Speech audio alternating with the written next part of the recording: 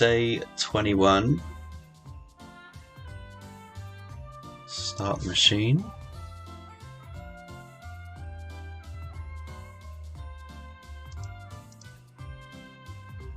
And turn the music down a wee bit.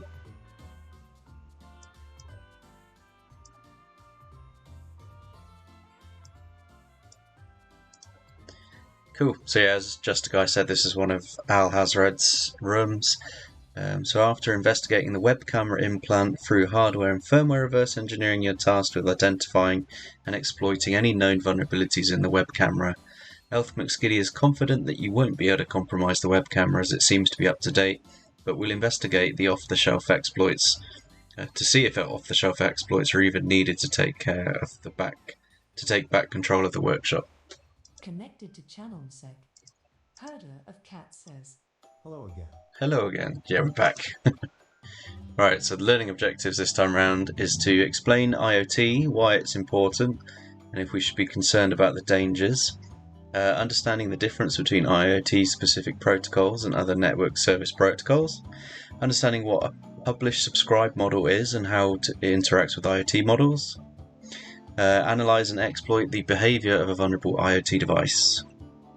So what is Internet of Things, or IoT? It's defined as a categorization of just that, things. Devices that are interconnected and rely heavily on communication to achieve a device's objectives. Examples of IoT include thermostats, web cameras, smart fridges, watches. While the formal definition of IoT may change depending on who is setting it, the term is best used as a broad categorization of a device that sends and receives data to communicate with other devices and systems. If IoT defines such an extensive categorization of devices with varying capabilities and objectives, what makes them important or warrants that we study them? While several justifiable reasons exist to study IoT, we'll address the three possible answers. So first, IoT categories unique devices, e.g. smart fridges, that don't match other categories such as mobile devices. IoT devices tend to be lightweight, which means that their device's functionality and features are limited to only essentials. Because of their lightweight nature, modern features may be left out or overlooked. One of the most concerning being security.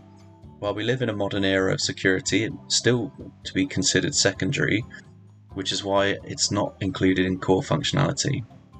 Yes, because often your time to market for half of these devices is pretty slim. You've got to get it out ASAP. So second, devices are interconnected and often involve no human interaction. Think of an authentication in which a human uses a password for security. These devices must not only be designed to communicate data effectively, but also negotiate a secure means of communication such that human interaction isn't required, e.g. using a password. So third, devices are designed to all be interconnected. So if device A is using X protocol and device B is using Y protocol, it presents a significant problem in compatibility.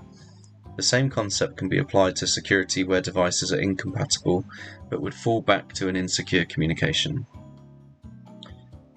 Remember that security is often thought as secondary, so not ensuring a device can securely communicate with other devices may be a fatal weakness that is overlooked or deemed less important. In the next section, we'll cover how IoT protocols function and study examples of how devices may or may not address the flaws proposed above. So, an introduction to IoT protocols. An IoT protocol categorizes any protocol used by an IoT device for machine-to-machine, machine-to-gateway, or machine-to-cloud communication. As previously defined, an IoT device sends and receives data to communicate with other devices and systems. With this in mind, an IoT's protocol objective should be efficient, reliable, and secure data communication. We can break up IoT protocols into one of two types, an IoT data protocol or an IoT network protocol. These types may be deceiving in their name as both are used to communicate data. How they differentiate is how and where the communication occurs. At a glance, an IoT data protocol commonly relies on TCP/IP and an IoT network protocol relies on wireless technology for communications. We'll continue expanding the purpose of these protocol types below. An IoT device or wireless, an IoT network or wireless protocol still maintains the same goals as data protocols, that is data communication, but it achieves it differently. Rather than relying on traditional TCP/IP protocols, these protocols use wireless technology such as Wi-Fi, Bluetooth, Zigbee, and Z-Wave to transfer data and communicate between entities. Through this task, we'll focus on the former category of protocols and how they interact with the IoT devices. So then let's dive deeper into IoT data protocols and what makes them, well, a data protocol. So messaging protocols are middleware. Because data communication is the primary objective of an IoT data protocol, they commonly take the form of messaging protocol. That is, a protocol facilitates the protocol facilitates the sending and receiving of message or payload between two parties. I don't know if whoever wrote this, like English as their first language, the sentences just don't read well.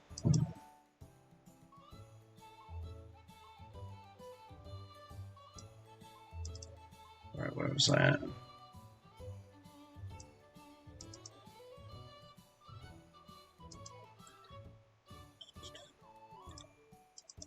So here we go. So messaging protocols communicate between two devices through an independent server or middleware, or by negotiating a communication method amongst themselves. They're so wordy when you read them out. Yeah, it's true.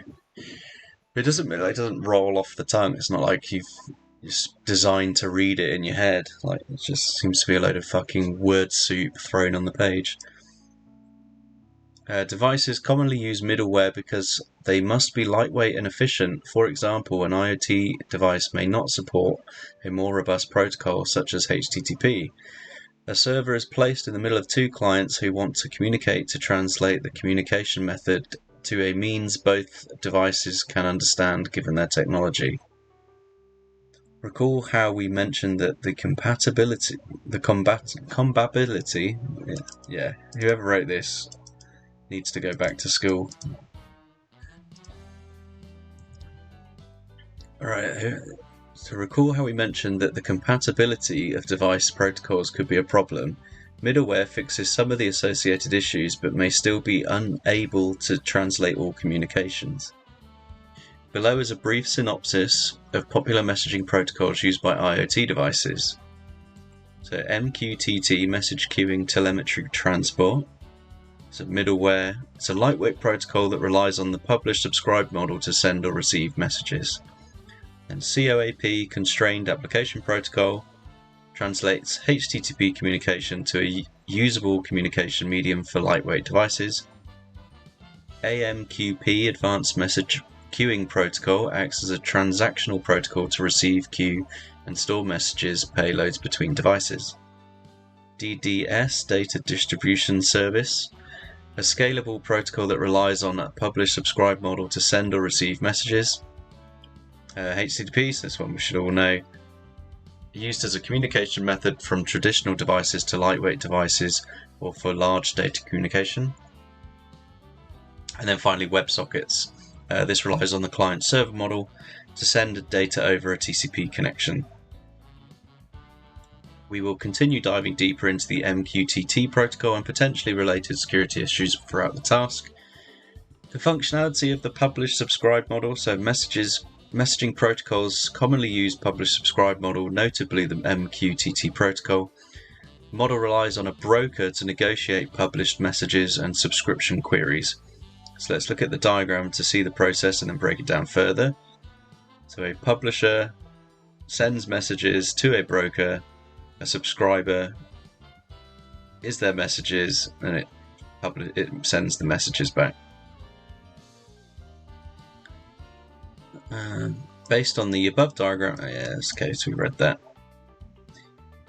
So the protocol should work fantastically if a single broker is needed for one device objective, but what if there are several types of data that need to be sent from one device, or several publishers and subscribers need to connect to one broker? Using more than one broker can be feasible but increases unnecessary overhead and server usage. A secure communication method should also ensure the integrity of messages, meaning that one publisher should not overwrite another. To address these problems, a broker can store multiple messages on different publishers by using topics. A topic is a semi-arbitrary value pre-negotiated by the publisher and subscriber and sent along with the message. The format of the topic commonly takes the form of name ID function.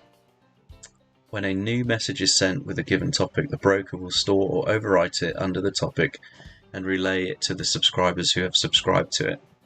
Below is a diagram showing two publishers sending different messages associated with topics. So message A, B, C, D, topic A, message 1, 2, 3, 4, topic B.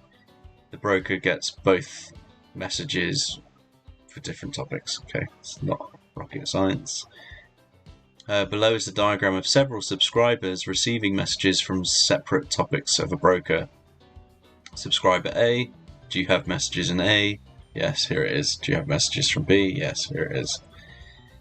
Note that the asynchronous nature of the communications, the publisher can publish at any time, and the subscriber can subscribe to a topic to see if the broker relayed messages. Typically, subscribers and publishers will continue attempting to connect to the broker for the specific duration. Well, we should now understand the functionality of this model, but why would you use an IoT device? What the fuck? Well, we should now understand the functionality of this model, but why would an IoT device use it? A publish-subscribe model is helpful for any data maintained asynchronously or received by several different devices from one publisher. A common example of a publish-subscribe model should be the thermostat publishing its current temperature. Several thermostats can publish to one broker, and several devices can subscribe to the thermostat they want data from. As a protocol specifically, MQTT is also lightweight with a small footprint and minimal bandwidth. So are IoT protocols inherently vulnerable? We've identified the relation between IoT protocols and the network services and how messaging protocols function. This still leaves the question for how secure IoT protocols are. Let's apply this to something that we're more familiar with. HTTP often refers to a vulnerability in the software application built off the protocol. This does not mean that the protocols are absent of vulnerabilities, but their general process strict requirements and require revisions before release or public adoption. Similarly, IoT protocols are not inherently vulnerable, so what makes it insecure? Before giving a more formal explanation, let's consider the default settings of MQTT when it's first deployed. An MQTT broker assigns all devices connected to read, write, access all the topics.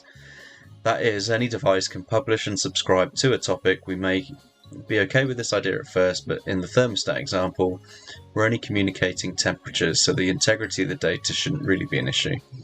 But let's dive into the issue more. Our data should follow CIA, the confidentiality, integrity and availability best practices, as closely as possible. That is, data should not be read and manipulated by unauthorized sources and should be accessible to authorized users. Following those best practices, authentication and authorization should be implemented to prevent a potentially bad actor from compromising any principle of the CIA triad. What is the risk to the IoT devices is if best practices aren't considered, the risk is almost solely dependent on the behavior of the device. Let's say the device trusts an MQTT publisher and passes data or commands to perform actions affecting the device's settings. An attacker could send a malicious message to perform unintended actions.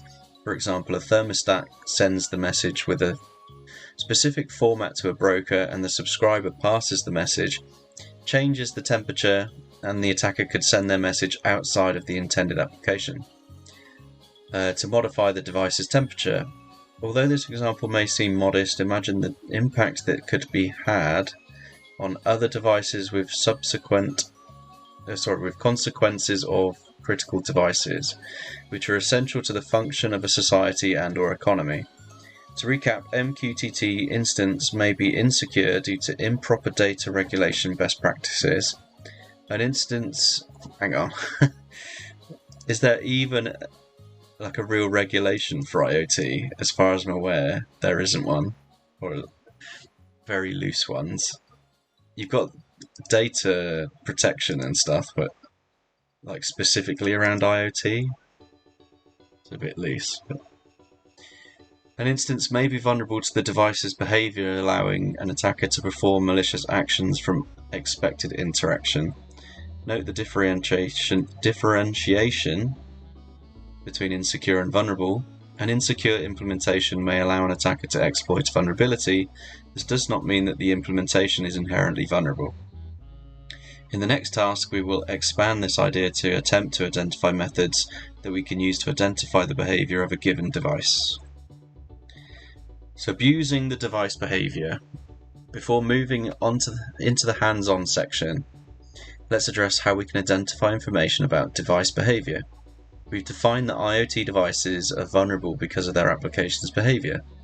Now let's briefly look at how we can analyze the device behavior. This fucking thing, just like repeating itself over and over. Like, does anyone proofread this shit before it comes out? An attacker can discover device behavior from communication sniffing, source code analysis, or documentation. Communication sniffing can determine the protocol used, the middleware or broker address, the communication behavior. For example, unencrypted HTTP requests are sent to a central server, which is then translated to COAP packets. We can observe HTTP packets and look for topics or message formats that vendors should hide, e.g. settings, commands, etc. to interact with the device. So, source code. We can give a direct insight to how the device passes data sent and how it's being used. Analysis can identify similar information to communication sniffing. It may act as a more reliable and definite source for information. Documentation provides you with a clear understanding of the standard functionality of a device or endpoint. A disadvantage of only using documentation as a means of identification is that we may leave out sensitive payloads, topics, and other information that is not ordinarily relevant to an end user that we as attackers want. Once a behavior is identified, we can use clients to interact with devices and send malicious messages or payloads. To cement this concept, let's go back to the thermostat example and see how an attacker may attempt to control the device. Most IoT devices have a device ID that they use to identify themselves to other devices, and that other devices can use to identify, again, repeating itself.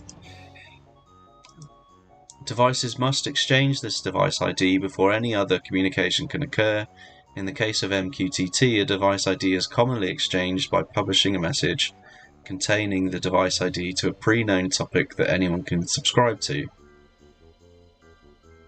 Once an attacker knows the device ID and behavior of a target device, they can attempt to target specific topics or message formats. These topics may trust the message source and perform some action blindly, e.g. change a temperature, change the publishing destination, etc. In our scenario, preliminary information has been identified by Recon McRed through hardware analysis and firmware reverse engineering. The web camera device is known to use the MQTT protocol, and we have a list of potential topics that we can target. Before analysing these potentially vulnerable topics, let's look at how we can interact with the MQTT endpoint normally.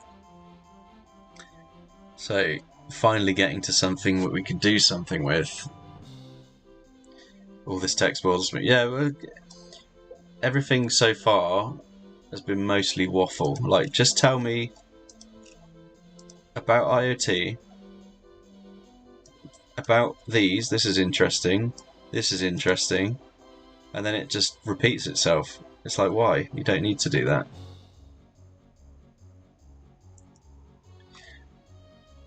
This told us absolutely fuck all.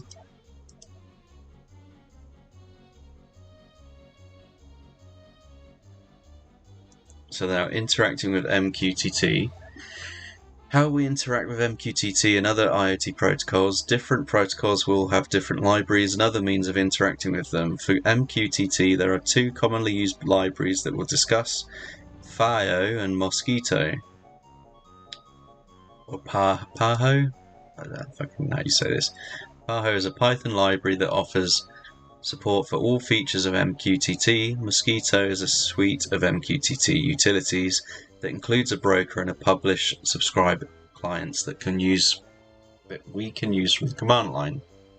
In this task, we'll introduce Mosquito clients and their functionality. In the next task, we'll leverage the clients against a vulnerable device to get hands-on. I've been enjoying this task, so it's helped highlight different areas to me, so there's a lot of text to read. ADD doesn't mix too well. Yeah, I mean, that's it. They should be really condensed. It should tell you exactly what you need to do. Because I'm losing interest already, and I'm like halfway down the page.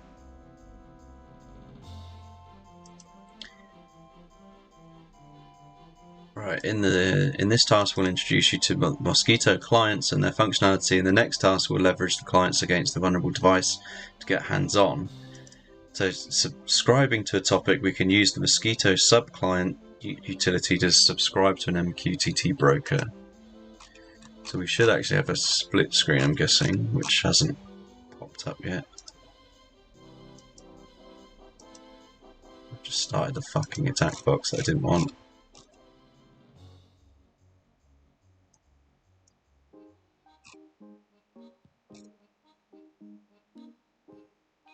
Still ages behind, you're on task 14. Oh. You've got to, I think it's the 28th that they do all the prizes, so you need to just do all the questions before then.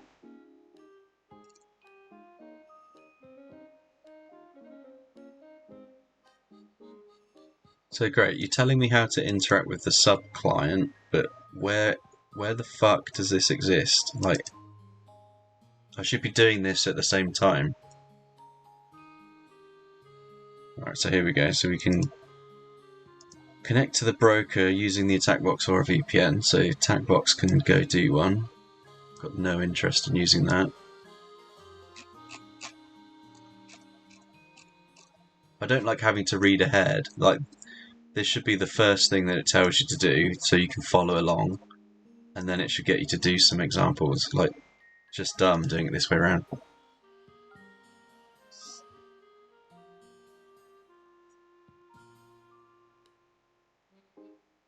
So verify. So how the...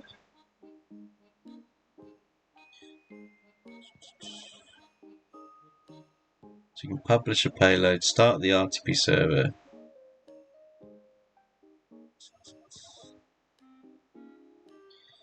Verify that...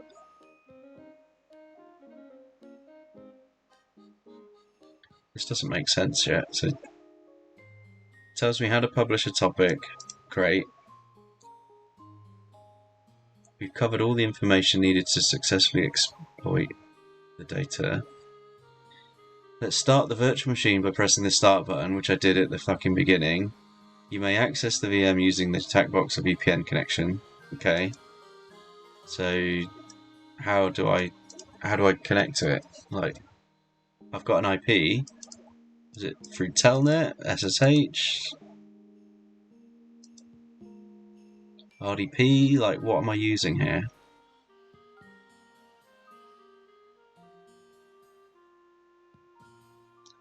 Use Mosquito Pub to publish your payload.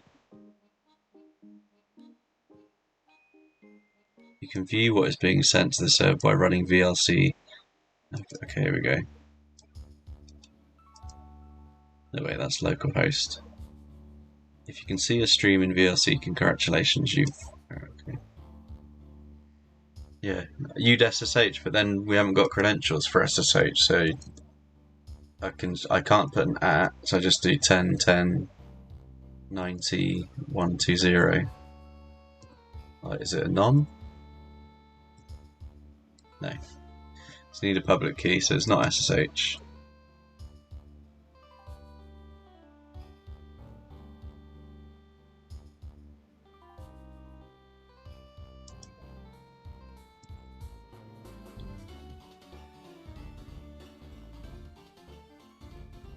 It's not telling it either.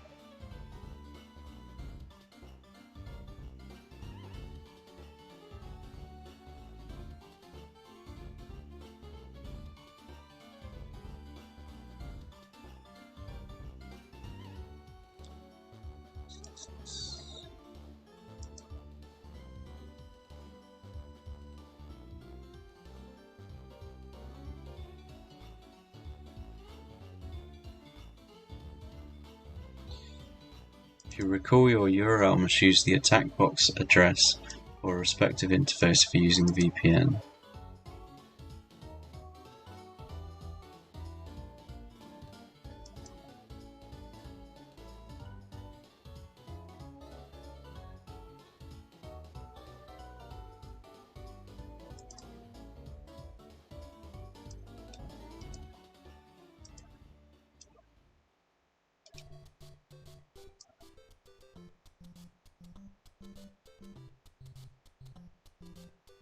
What number of the RTSP?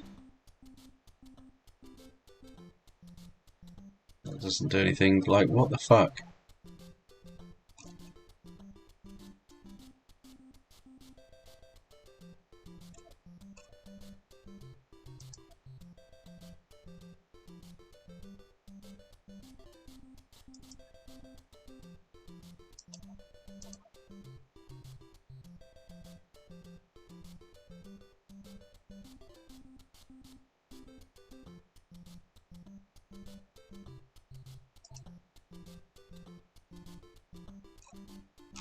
Right, we might be watching the video for this one, because this is really fucking stupid.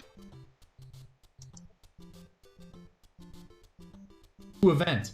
Have yourself a merry little lives, such as squeezing our juice. You need to worry about the backdoors that the NSA and China have put into the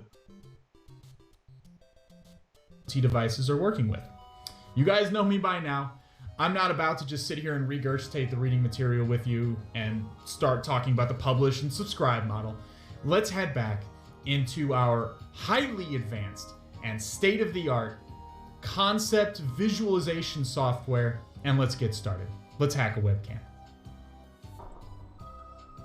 Is he doing paint? So here we are again in Microsoft Paint.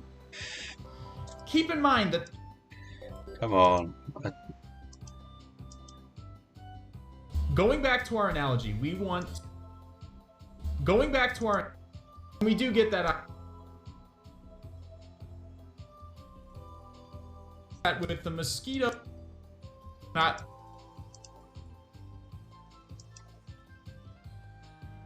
MQTT doesn't involve speaking to Riley directly. We have to talk to Johnny to talk to Riley. Riley is talking to Johnny, we're talking to Johnny. So Johnny is who we are talking to. Hopefully that makes sense. So we're... Right, so...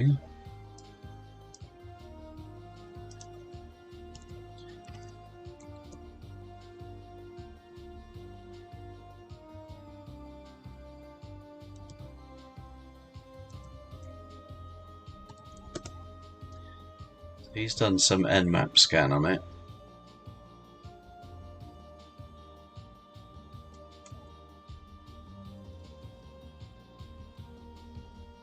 Back here, and we see that there are a number of topics. His spat out a lot more than mine did. So. Available on this broker, Riley. Riley is talking to Johnny, we're talking to Johnny. So Johnny is who we are talking to. Hopefully that makes sense. So we're back. So what tax did he put in?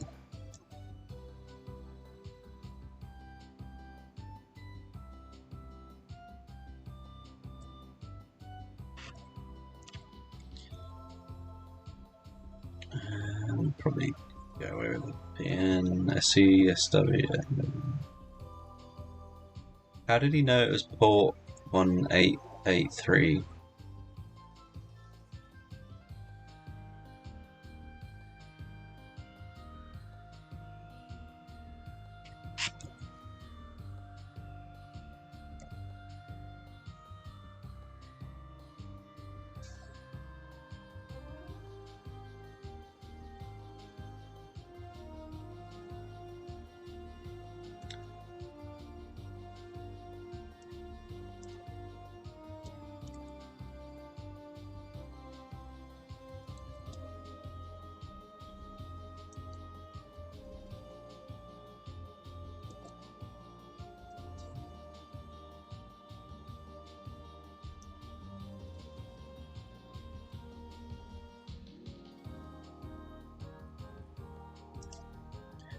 Let's have a look. Port. If this is default port, this should be mentioned in the fucking walkthrough. Which it is. If that's the only reference though, right? Like,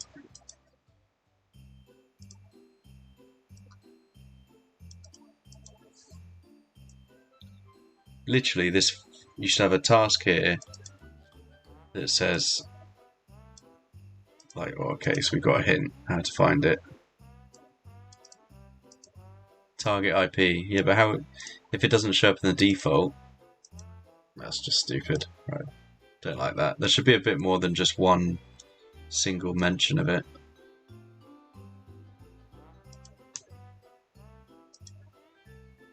And again, don't stick the important information, which is this tiny 2-3 words and a number. To get to that point, you've got to read all of this shite.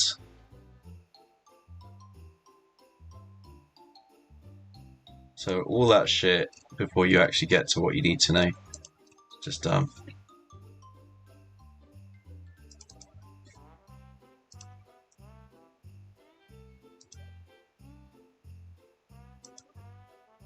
So we've got a port 1883.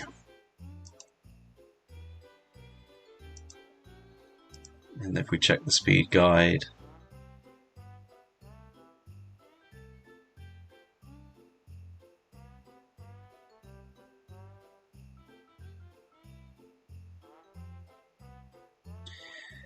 so here we go. So it's okay, shut up. Right, so port 1883, it's the default MQTT protocol port. So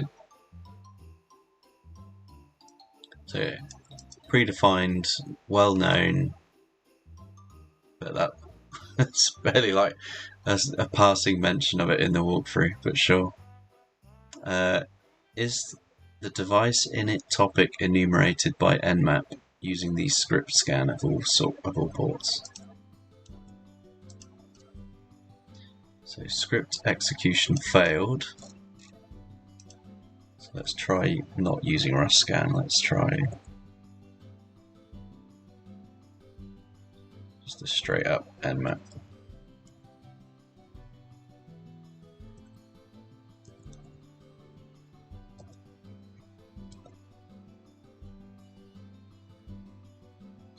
Failed to resolve SV.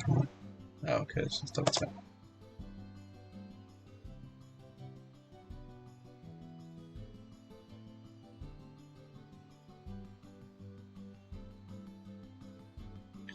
Yeah, hopefully it's just Rust scan failing to run the script, which it is. So there we go. So that works properly.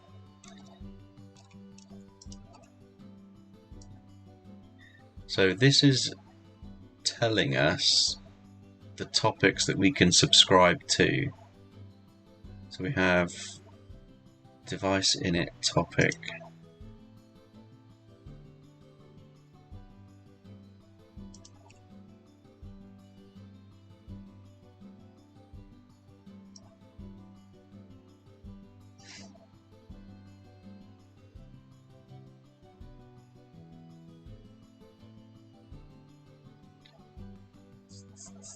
I can't see it.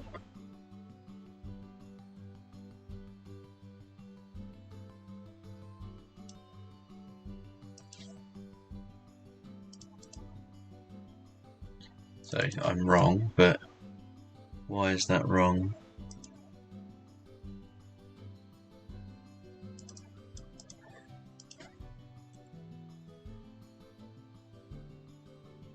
Got to be more of a base. Min rate 1500. Let's see what this spits out.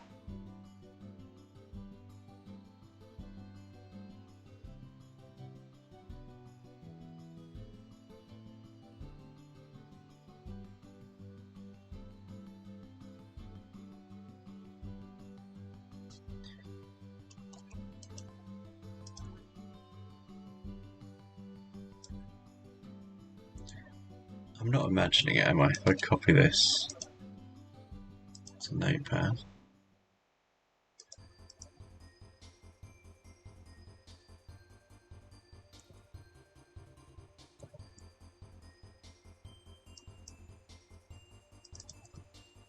It doesn't even have the word info in there, so how...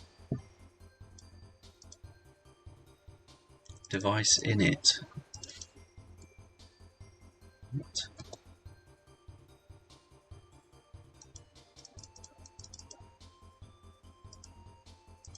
So what are you supposed to look for?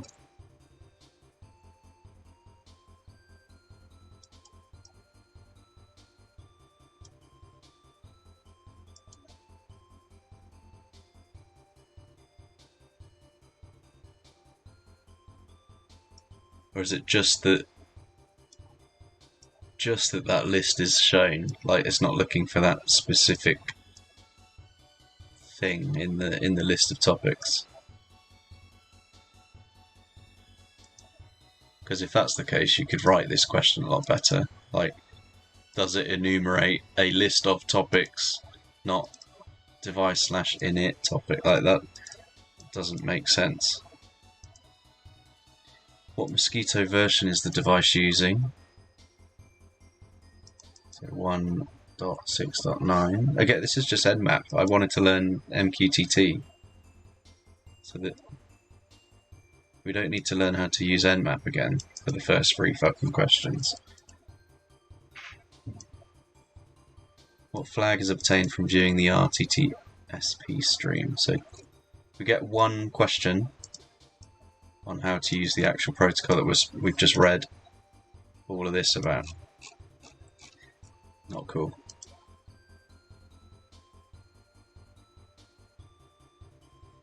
Right, so how the fuck do we get this so we shoot that broker's running, so if we get pub sub, however we install this.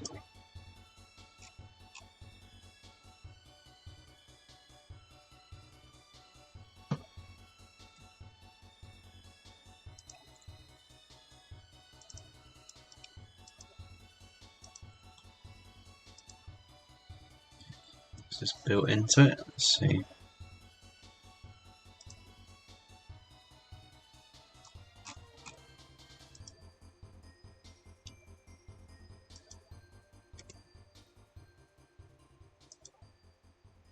Using pub sub.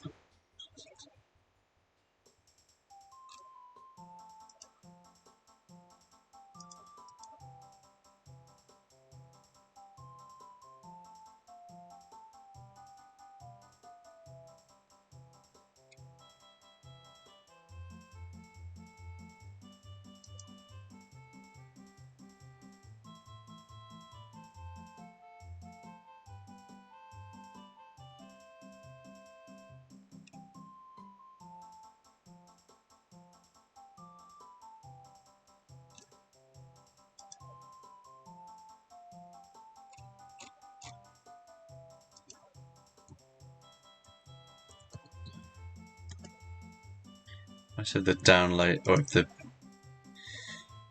man page had a download for it. So there we go, it's got GitHub, that'll do.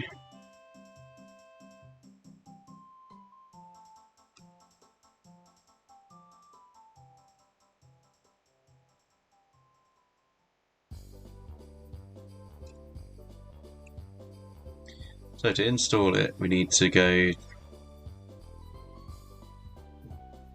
downloads, details of the binaries for various platforms.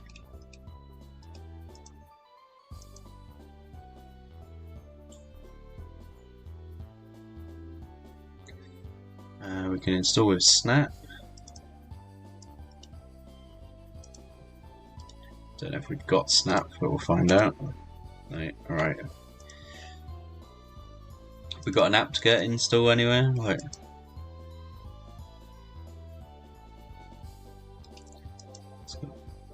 oh, go back. I saw it there. Let's go back.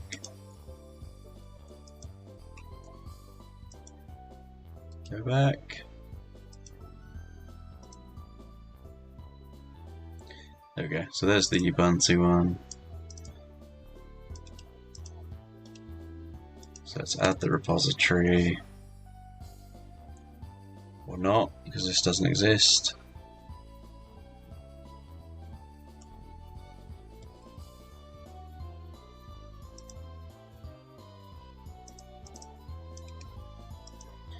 Right, what did this get replaced with?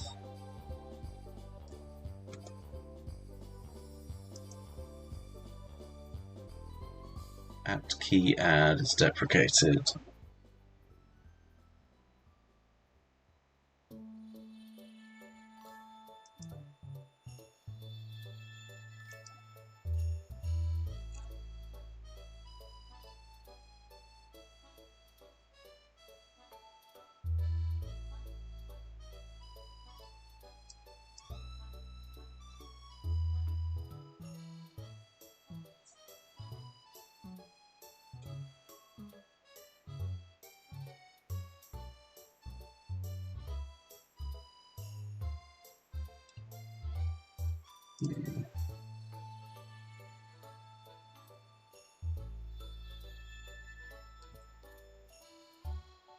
Apt key.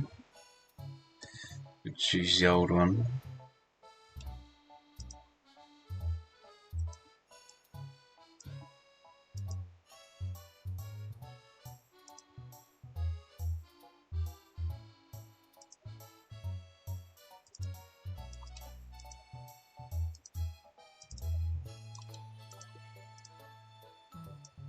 Just copy the fucking text. It's doing my head in.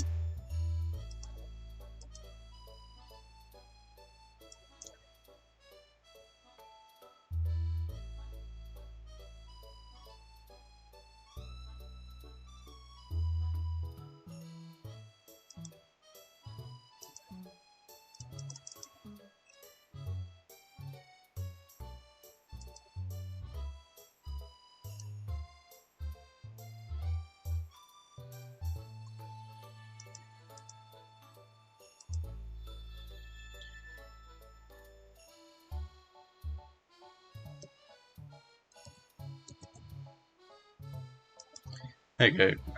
How the fuck do you install Mosquito? Follow the instructions. We did, but they don't fucking work. This doesn't exist, so what's the alternative?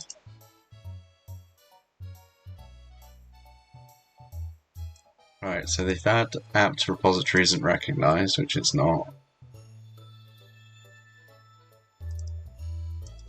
Run something else entirely. Has no installation candidate. Fantastic.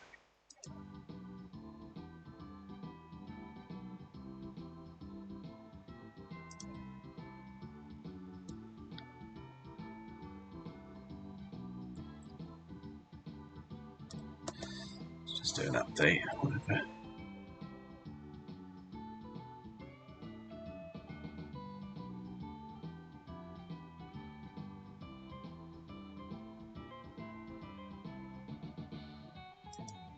Hello Raiders, welcome to MSec's Twitch channel. Dutchy, how you doing, mate?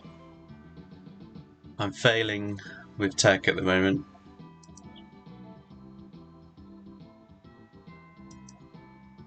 I think we might just end up using the attack box at any rate. I'm assuming it's pre-installed on there. Let's give it a go.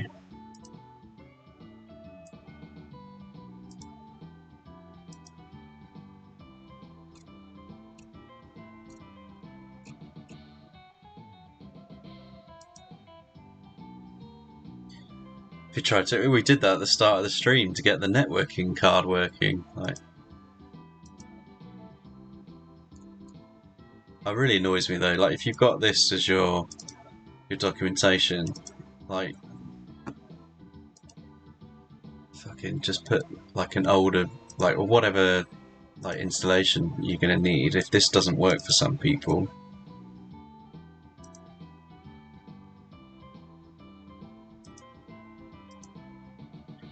We've done something. Still don't have an apt add repository. Thank you for the follow. Thank you for the follow, Mathlete.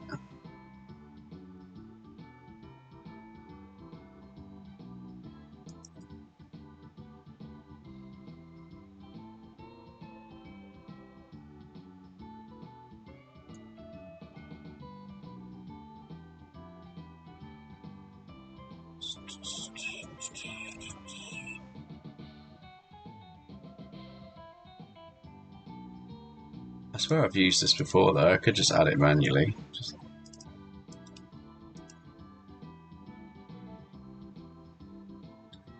When a package need is not installed, you mean so.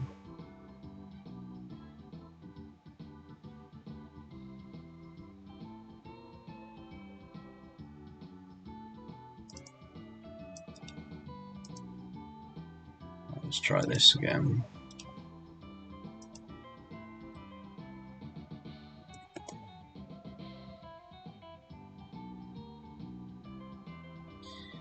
I've been using them for 8 months or so now. I can tell you one thing for certain: if you have a tricky challenge, you need to use the attack box and finish it. If it doesn't work, using your own.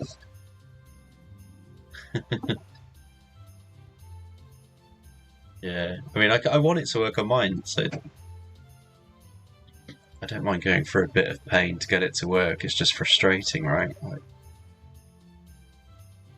when it gives you the option of you can use the attack box or you can use your VPN, but if you use the VPN, you actually need to install the software, and we won't give you any guides on how to do that. You're on your own, and fuck you is essentially the feeling that I seem to get.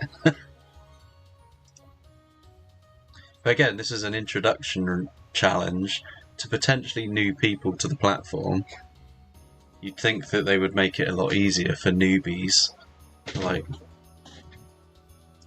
I've got a bit of experience on TryHackMe, so I kind of know what I'm doing, but it's that, like, again, you gotta go with the mindset that you've got brand new people who've never done this before, and then you're expecting them to literally work wizardry to get it to work. Like, they're not going to have the patience.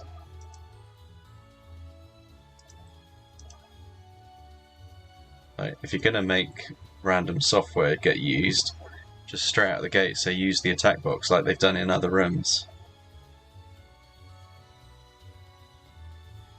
Alright, so we should have fixed that bullshit, so let's try this again. So sudo apt add repository, this looks like it's working now that we've added the other one. Yeah, so enter to add it.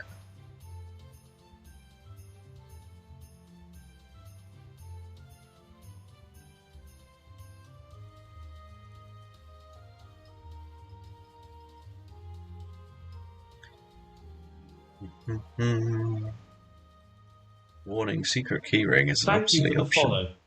Thank you for the follow. Oh, Scuzzlebot, how you doing, mate?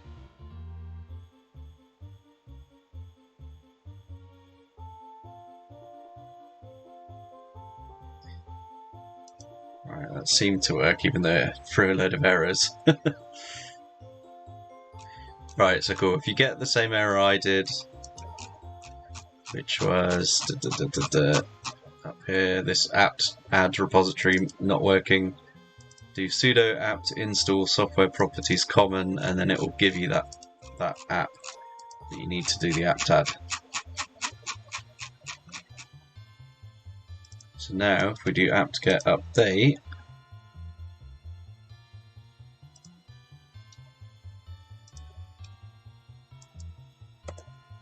it should pull the mosquito stuff down. What's going on here? We are, I'll copy this link. So this link takes you to a web app called TryHackMe, and they've got a Christmas challenge going on that teaches you from the very beginning a lot of the basics of cybersecurity, and then every day it's got a little bit more difficult, and now that we're 21 days in, we are trying to intercept some data on a camera, or like a fake camera that was like found during the story that we've gone through. So the idea is that if we can then intercept that camera's communication, we should be able to take like the camera feed at some point, and then yeah, we'll be able to see what's being captured on this camera that was implanted.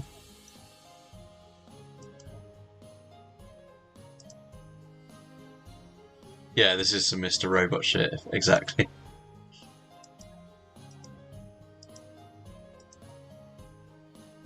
So before I go down the attack box route, let's see if this is working now. So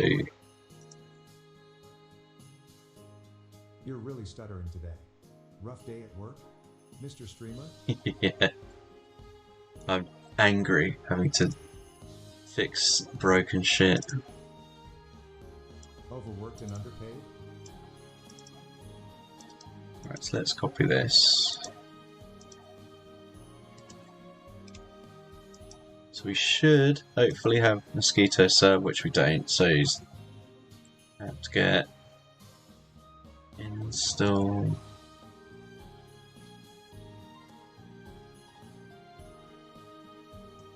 Just Mosquito sub? Yeah. So we still don't have the fucking apt-get to install it.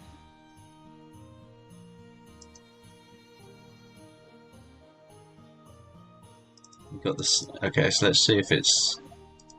Is it just Mosquito? Yeah.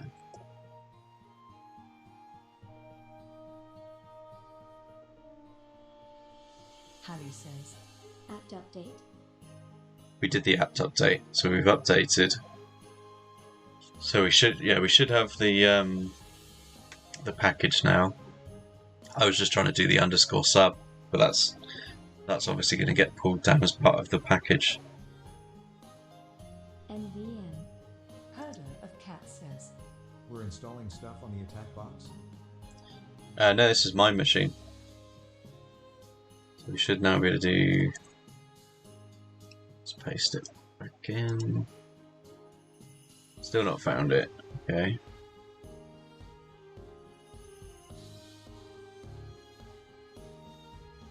So how the shit does this work? It's Mosquito.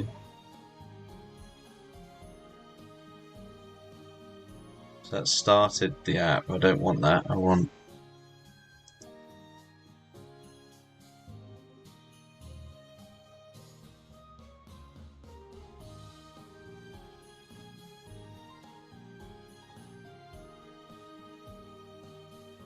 We download the web UI.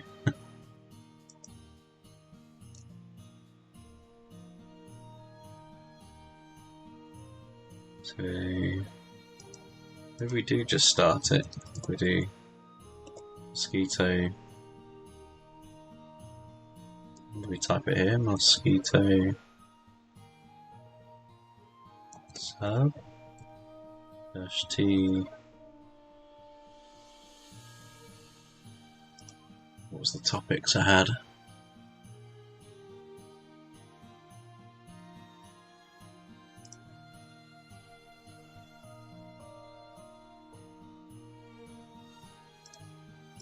Uptime, broker uptime.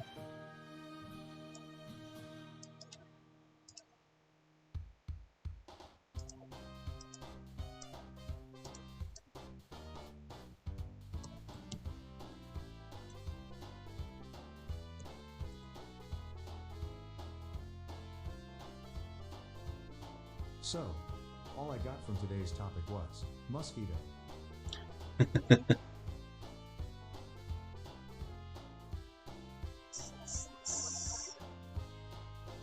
Use sub to subscribe to a topic and to publish a message.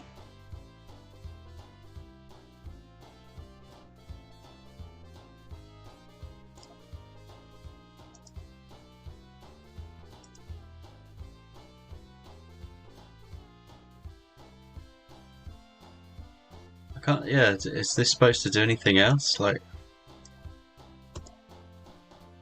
let's try it here. What's got in the tools box?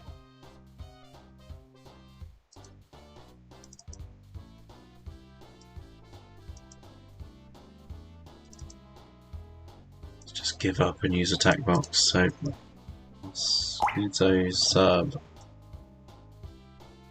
So that works. T broker. Catch the mosquitoes? Squash the mosquitoes? Connection refused. What the shit?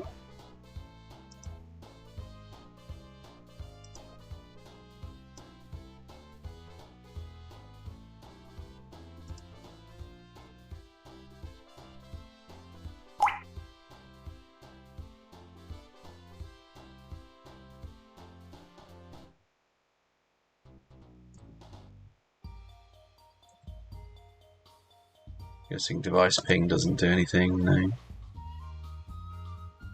can specify the remote broker using the H flag.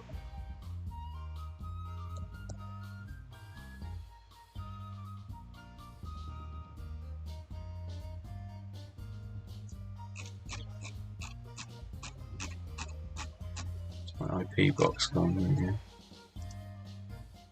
1090 20.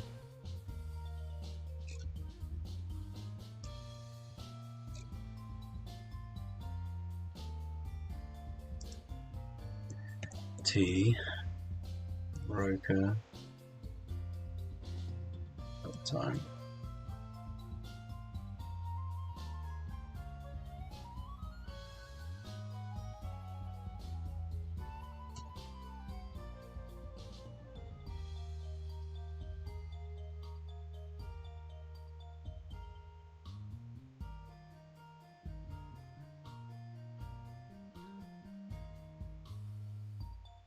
Is this supposed to do something? Like, this is a really shit experience.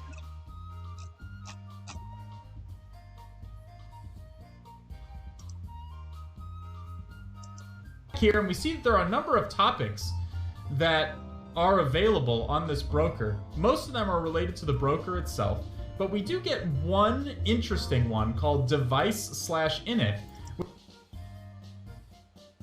I didn't get that.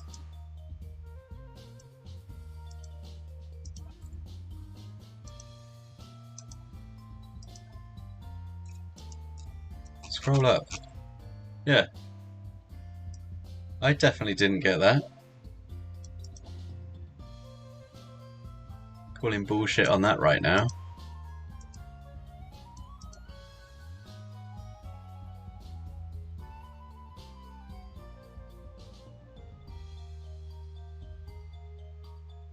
Let's run my nmap again.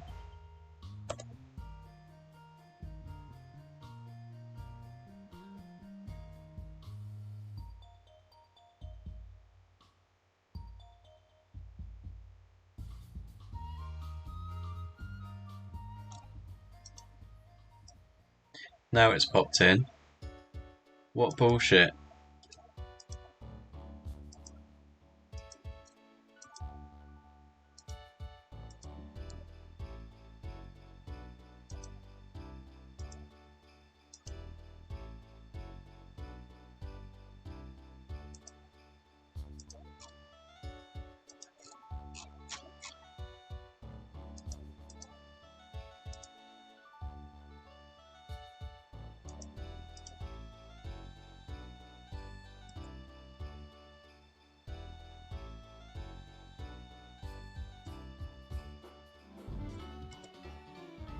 I'm not quite sure what this is supposed to do. This doesn't work at all.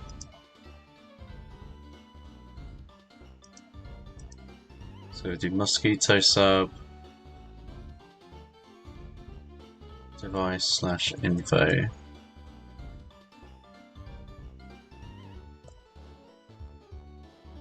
Still nothing. Which appears to have some kind of serial number or ID or something like that. Keep this in mind for later because we're going to be using this. But if you wanted to query that topic directly, you can do that with the mosquito_sub tool by specifying the host, our Johnny, 1010.252.121, which is our target machine. And then the topic is going to be device init as nmap has enumerated. So we're going to subscribe to the topic and we're going to wait for a bit and we should get some information back. And we do get that ID once again.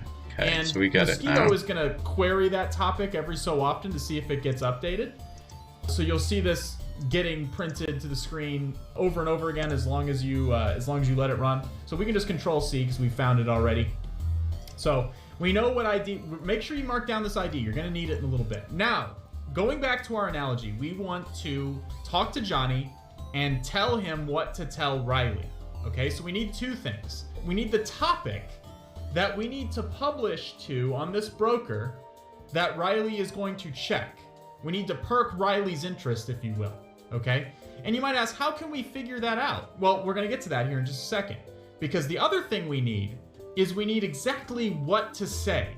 We need a topic and we need a message. And we can find out both of those things in a number of ways. And it's in the reading if you want to go through.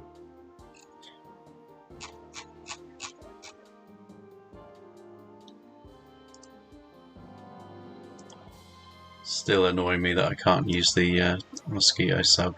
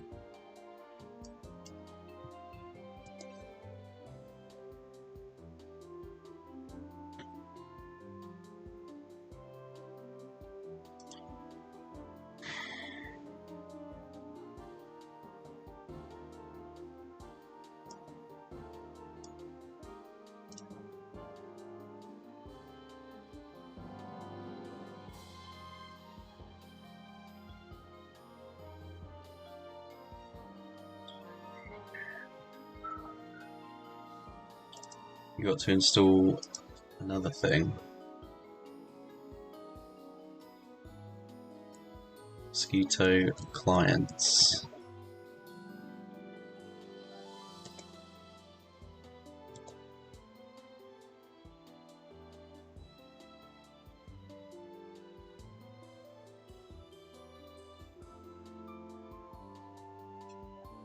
So I downloaded the server version, not the fucking client.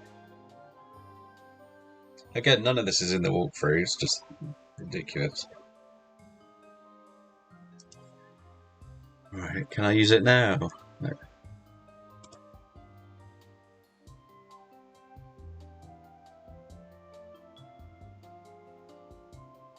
Yay, finally. Right, there we go. Right, I can bin off the bollocks attack box.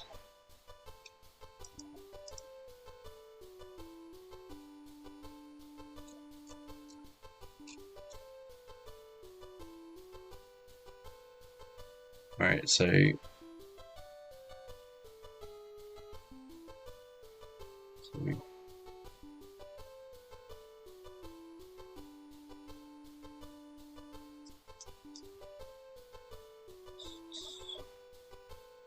know we can get these, we can publish to the broker.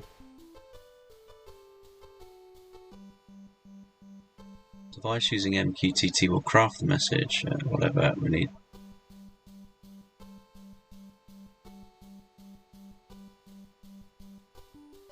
To get you started, we've provided steps for the exploitation. Verify that the endpoint uses the right port with Nmap. We did that. Use the sub to subscribe to the init topic. We've done that. Start the RTSP server using... So... How the shit do we do that?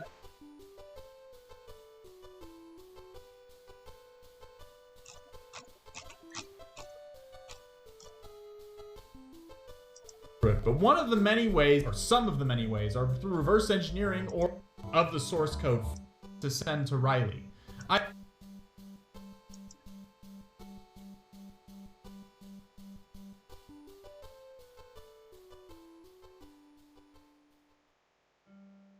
Riley is daunting to you. I'm just trying. And the second is first key and value set. Between CMD, you could put CMD in all caps or any case you want. Man, if you open a new in the webcam, data. So that you just enumerated is going to source code. Notably, if you look through this, you're not going to see the provided the source, if you will. Okay? And you might ask, how can we figure that out? Well, we're going to get to that here in just a second. Because the other thing we need is we need exactly what to say. We need a topic and we need a message. And we can find out both of those things in a number of ways. And it's in the reading if you want to go through it. But one of the many ways, or some of the many ways, are through reverse engineering or source code analysis. In this case, we've been provided the source code of the device. So we can review the source code. I've opened it up in Visual Studio to make it a little bit easier for you to see.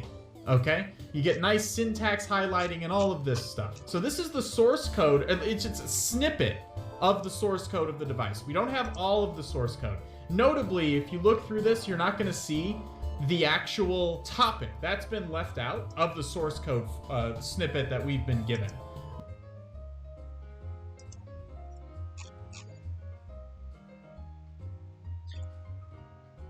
So that was here.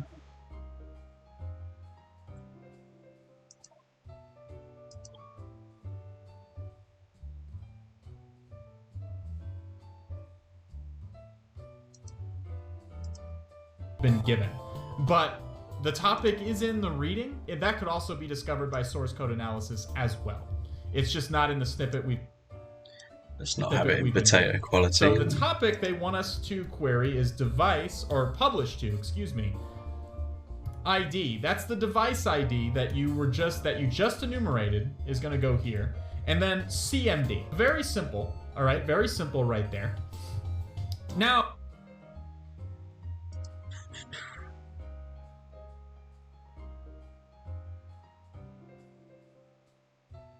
CMD.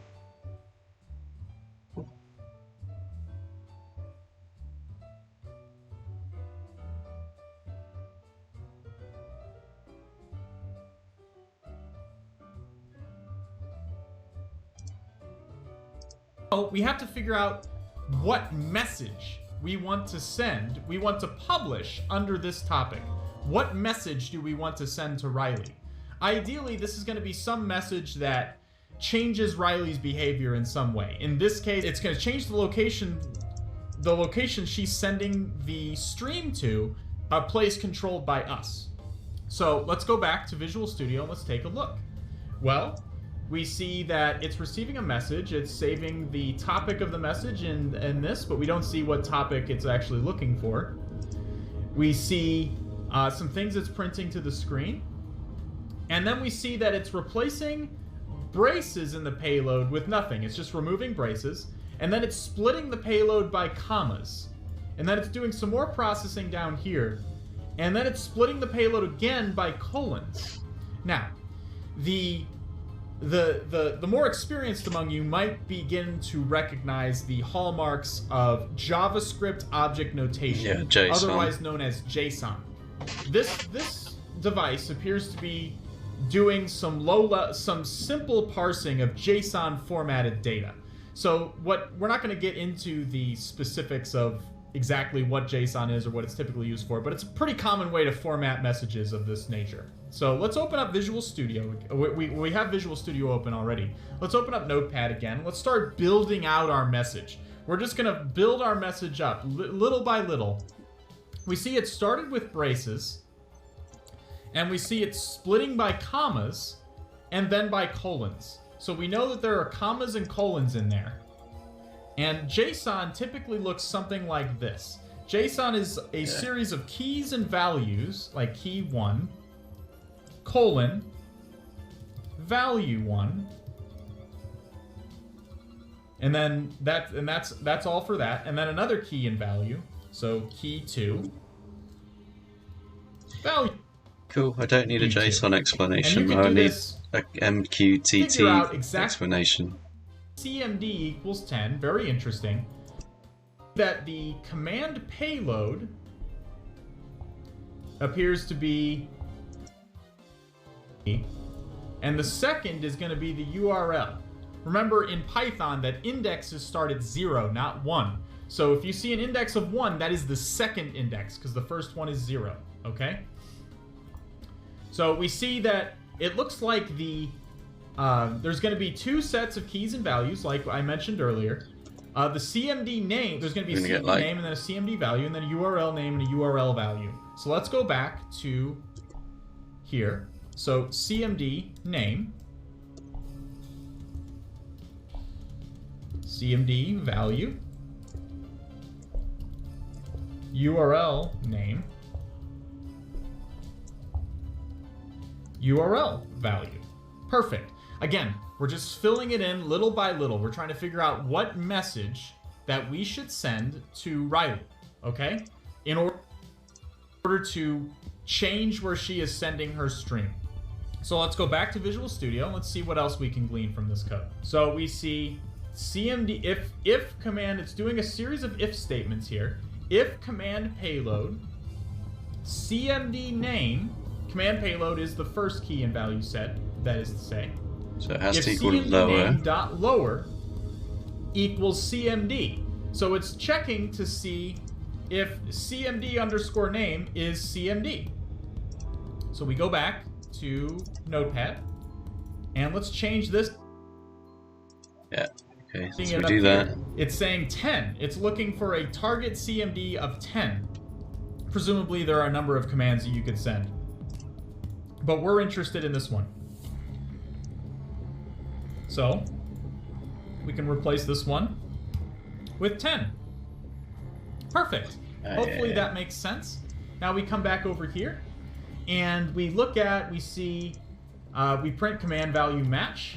All right, and then it's saying if URL payload URL name equals URL. So another if statement. So it's checking to see if URL name equals the string URL.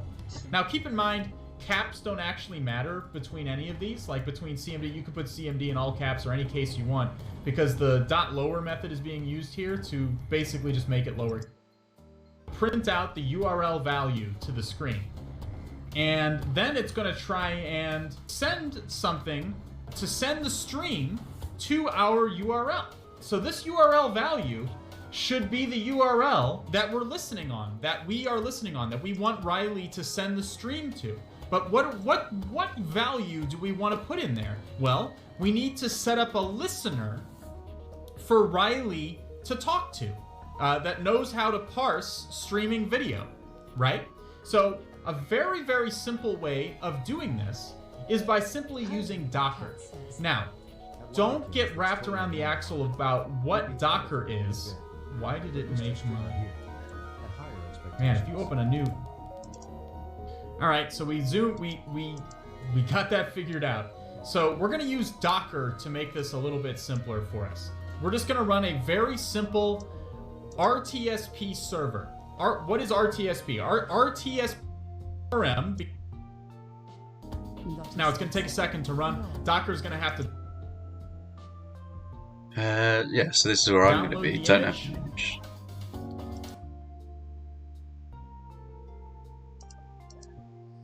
So.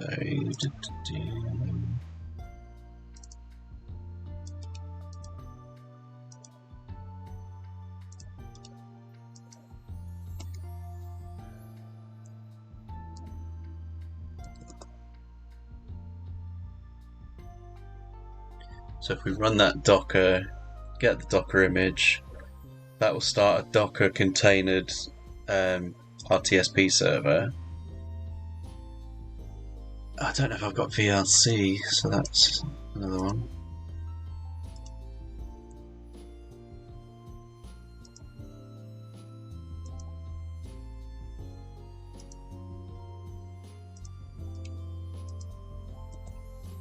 Yeah, so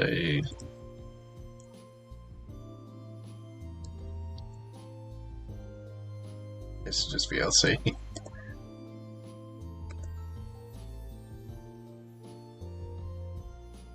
Let's install VLC.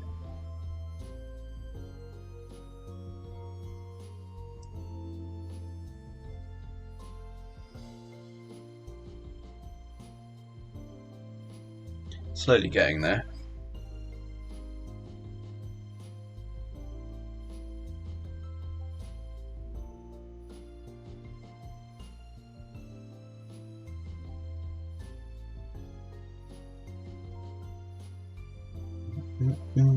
I do think it's important that you learn to install the tools, though. Like, I don't like just using a pre-configured attack box.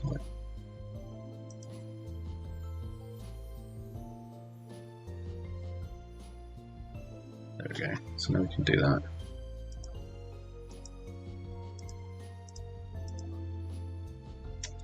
Unable to open the URL. Okay, that's because I haven't got the Docker image working yet. So that's fine. So let's go back to the Docker.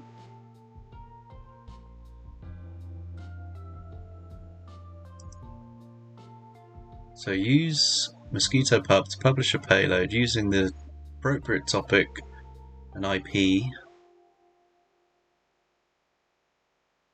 So that should be started. Let's do this one again so we can, of course, to set up the RTTPS.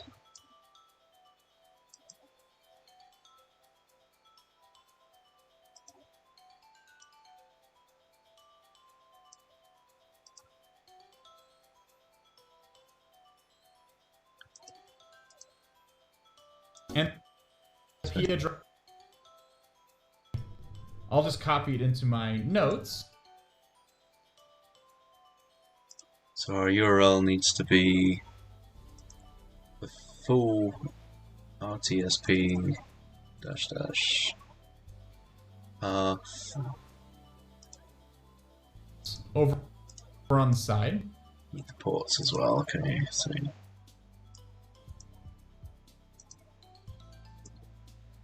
8.5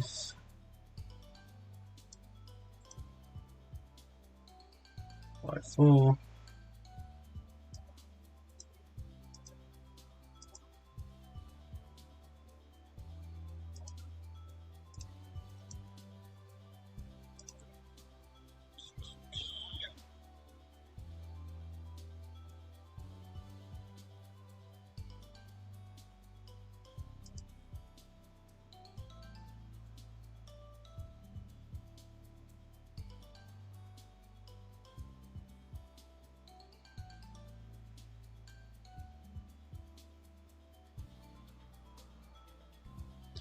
Path of a setup request must end with a slash.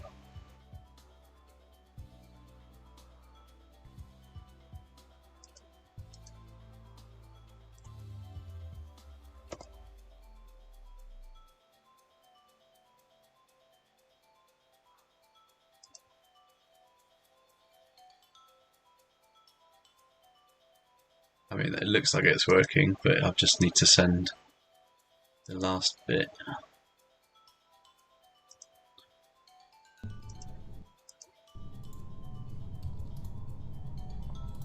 Okay, copy that into my notes. And then we will come back over to Firefox, go back over into our other tab, and now we'll use Mosquito again, but this time pub for publish. And the host we're going to use is our target broker we've been using this whole time, 10.10.252.121. The topic, TAC-T, is going to be device.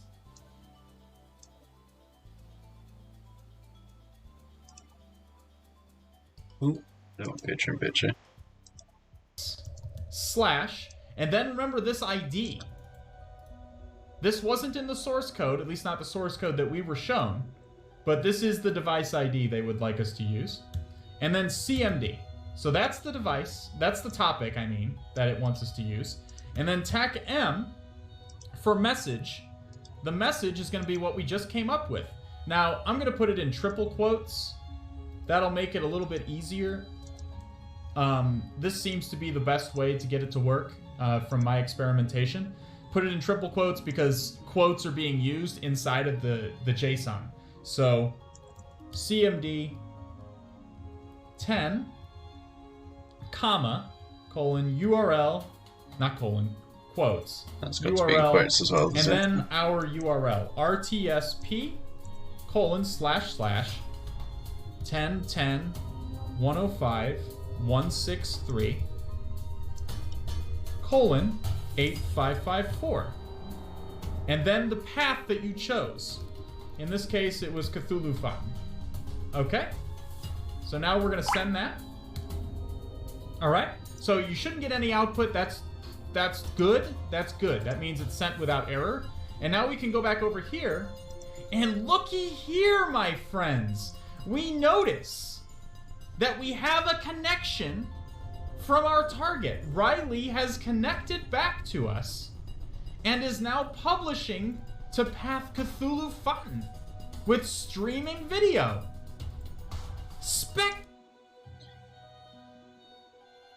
I got nothing. Really?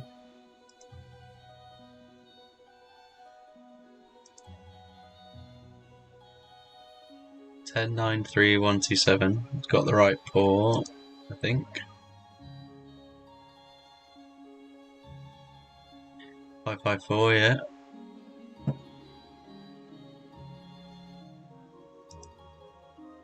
Five four. It didn't ask me for a path, but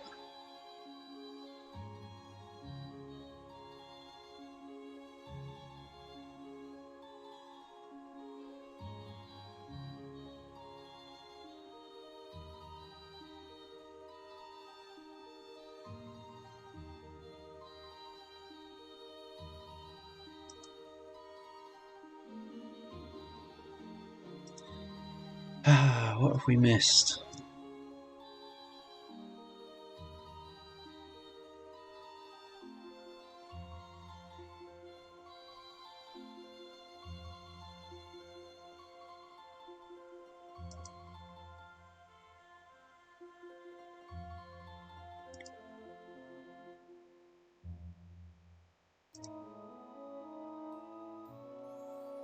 Just send it again, maybe that'll do something.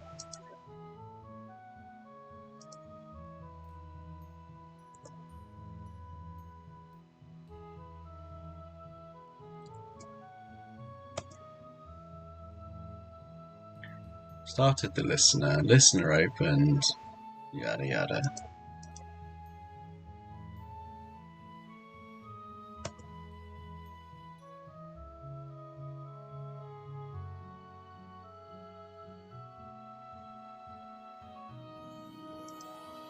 Okay, now it's working. Right.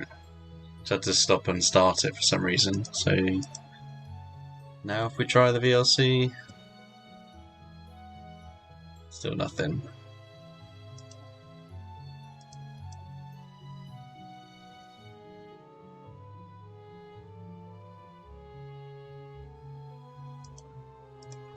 Still nothing.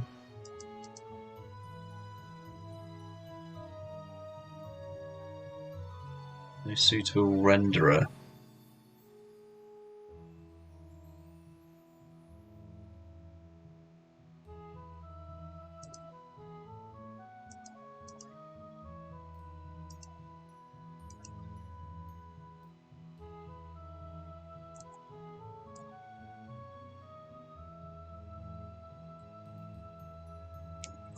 Eight 4 554, wasn't it?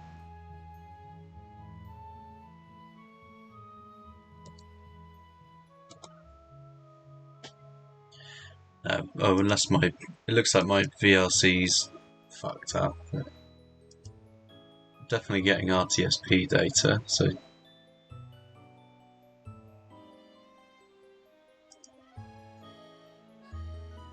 VLC.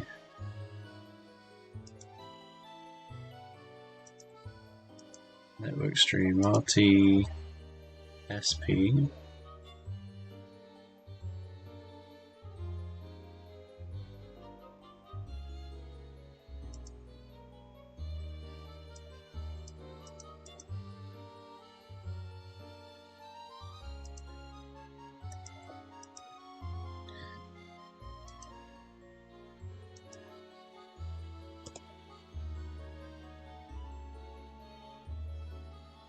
See if it will pull a YouTube video,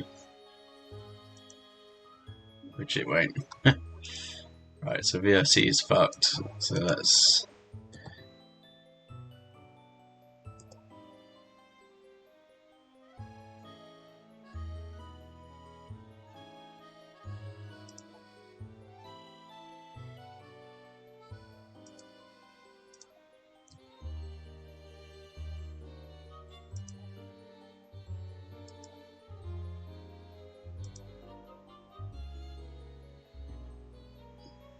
We don't want snap, we want...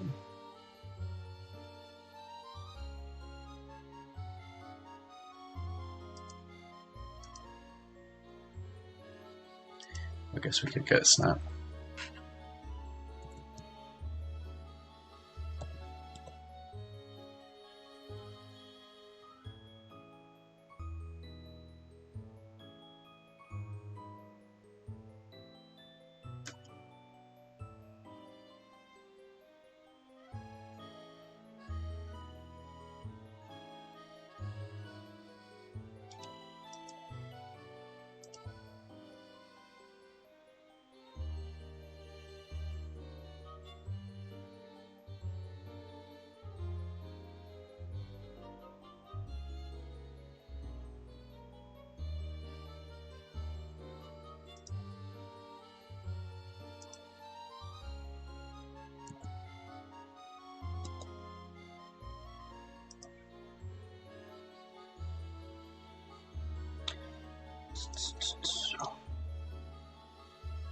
Snap can be installed by using snapd.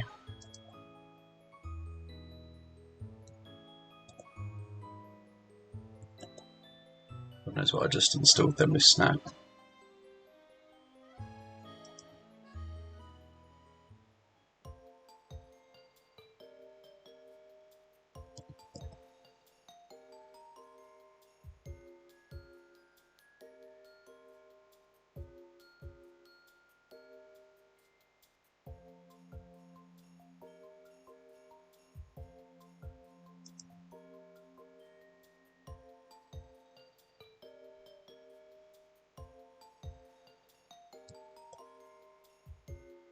Snap used to command. Commonly used commands can be classified as follows.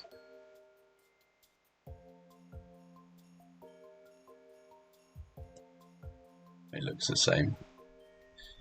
Alright, sudo snap install VLC. Let's reinstall you from that. Cannot communicate with server. Fantastic.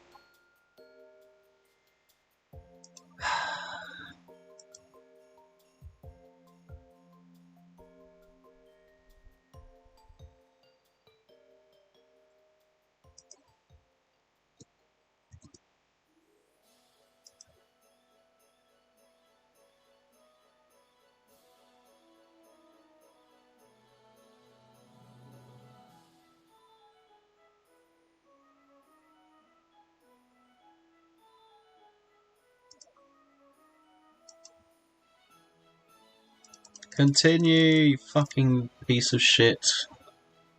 I hate every pop-up that asks you for fucking permissions that obviously just harvests all your data anyway.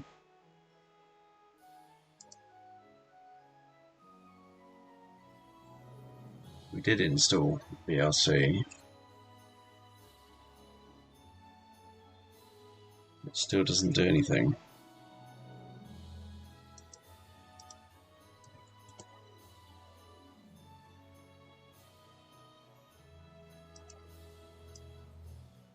Herder of Cats says, Skynet is upon us.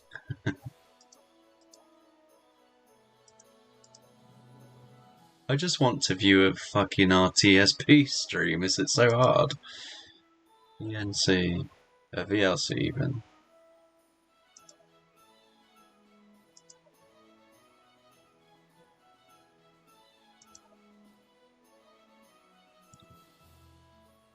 Yes. Why? Apparently it is.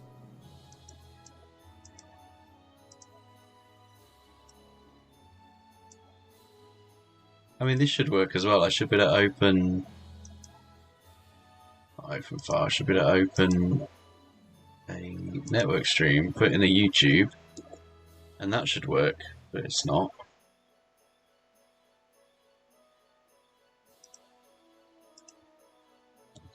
Linux VLC not playing RTSP.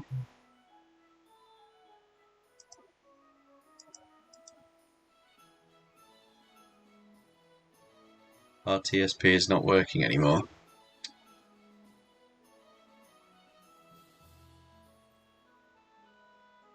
It's not on Windows, so this is irrelevant.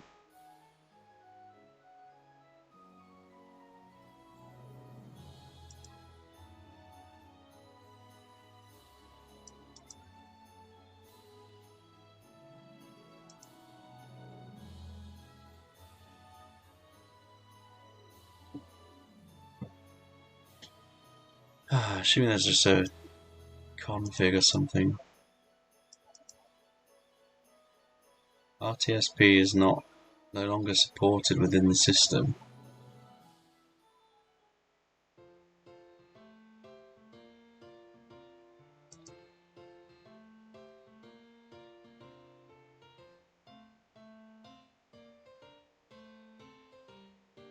VLC builds do not support RTSP per Debian's policy decision. Use Flatpak if you need RTPS.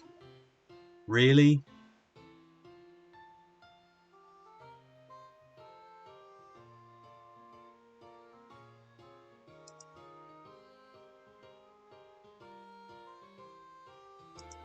Spectacular!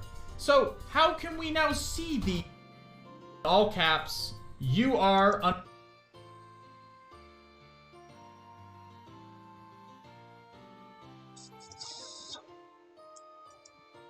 I don't believe that's the case for a minute.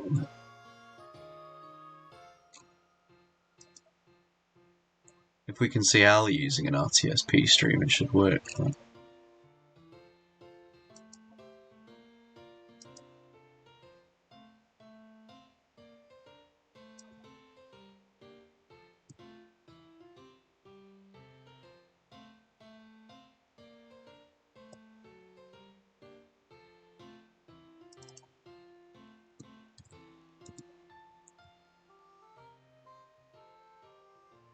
How to fix VLC not opening on Kali.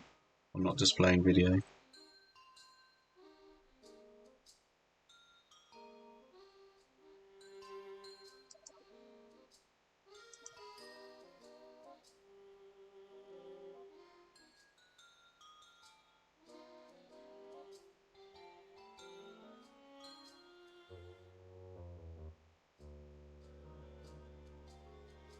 Open the terminal, type the following command, hex editor, press Ctrl W to search, get UID, press tab, get PPID, press X to save this.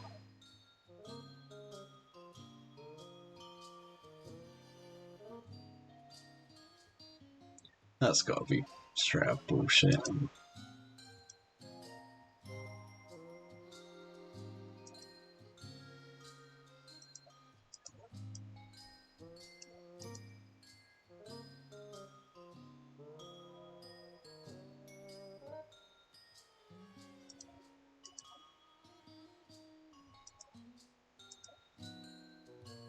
Or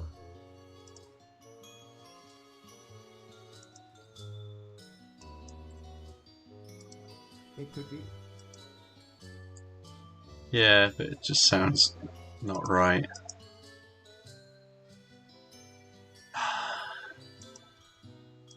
I don't get as well. So, like, if I'm opening a YouTube.com stream, so play that.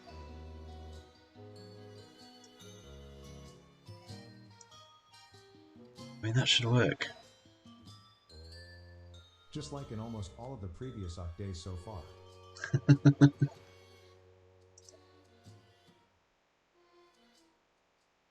VLC does not play video files.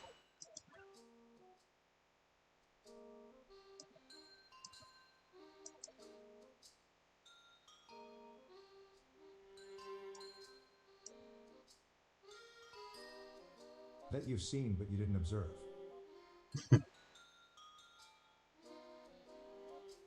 Or like the resetting of all the progress people made on day 6.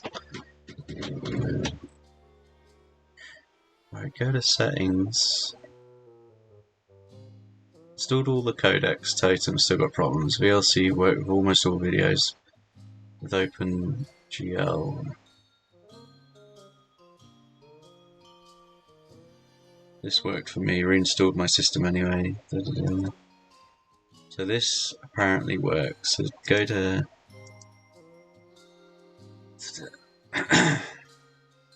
Tools, Preferences, Video Output, Like the small X11. details that make or break the challenge. Embarrassed smiley face.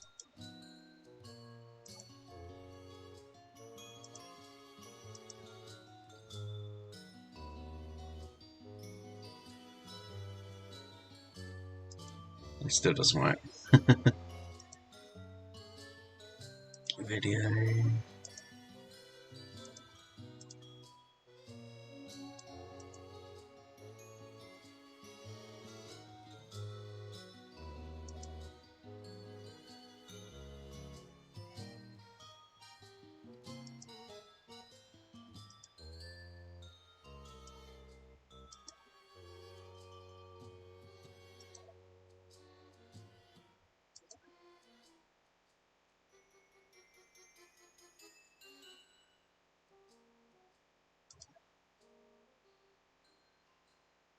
Could uninstall it and reinstall it. I don't know if that's going to do anything.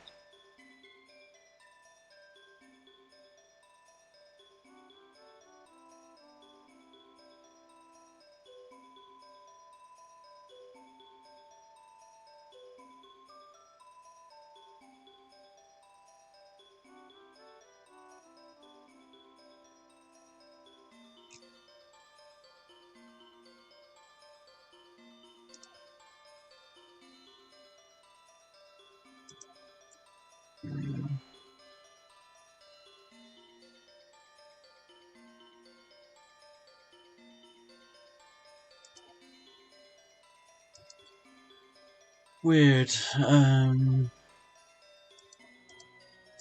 Maybe just sudo VLC if it needs like root for some reason.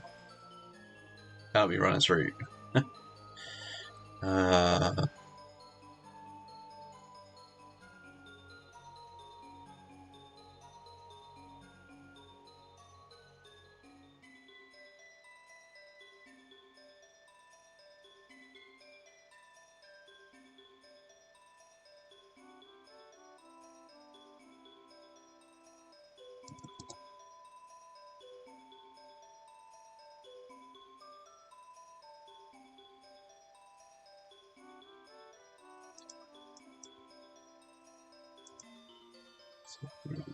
Open network stream.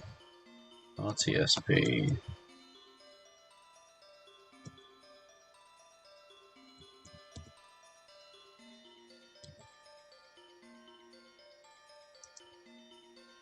No.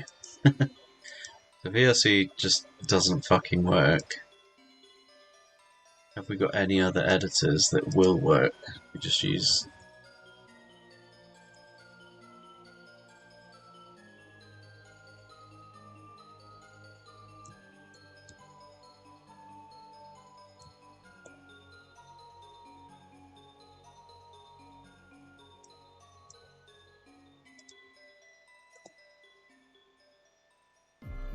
No, it opens VLC. It'll come off it.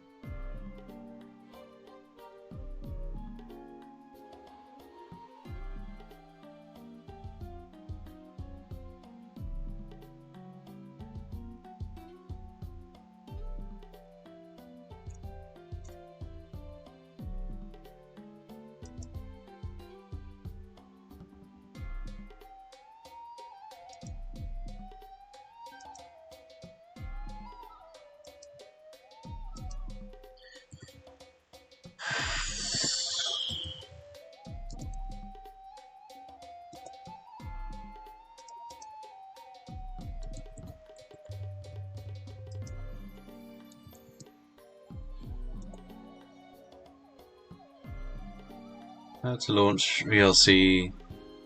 Oh, no, it's not launching.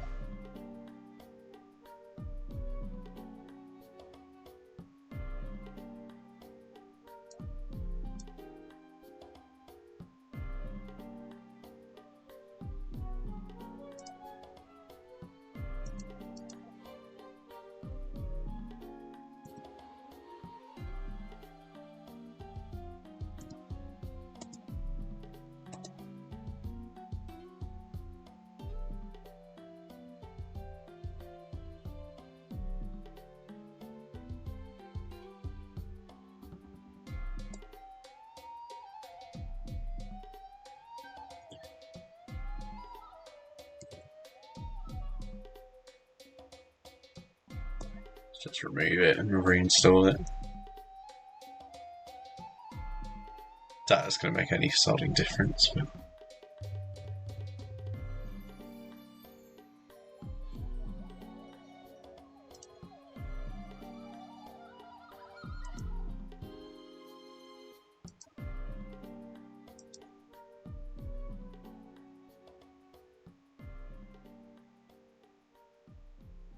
Couldn't extract YouTube URL. Please check.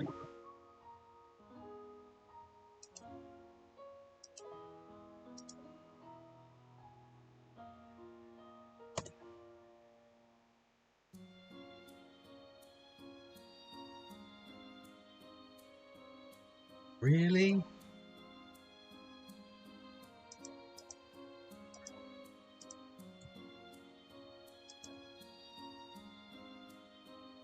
Go to set up RTPS session.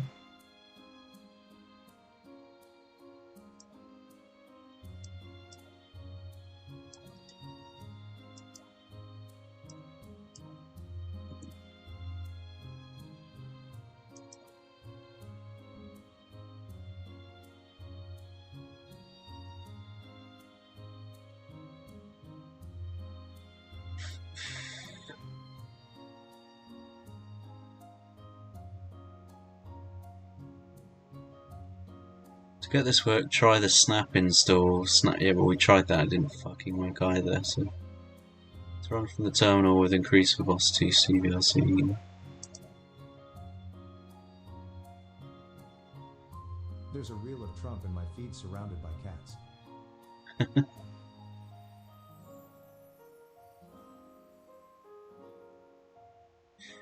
DB and Ubuntu VLC builds are not including VLC anymore. Yeah, but who gives a shit? I'm trying to install it. I should still be able to install it.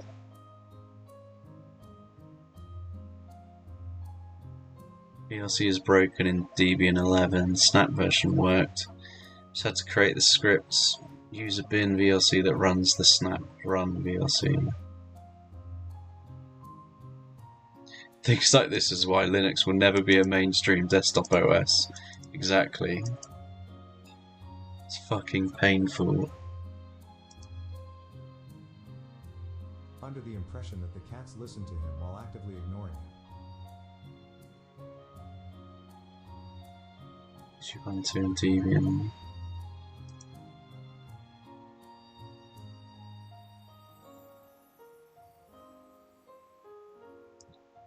Let's just remove the snap install VLC.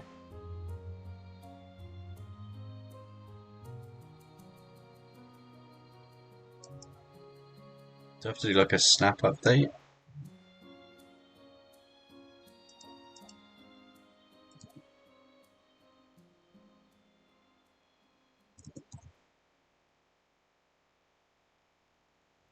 Anyways, thank you very much for everyone who made this a moment possible. Well, you know how it is.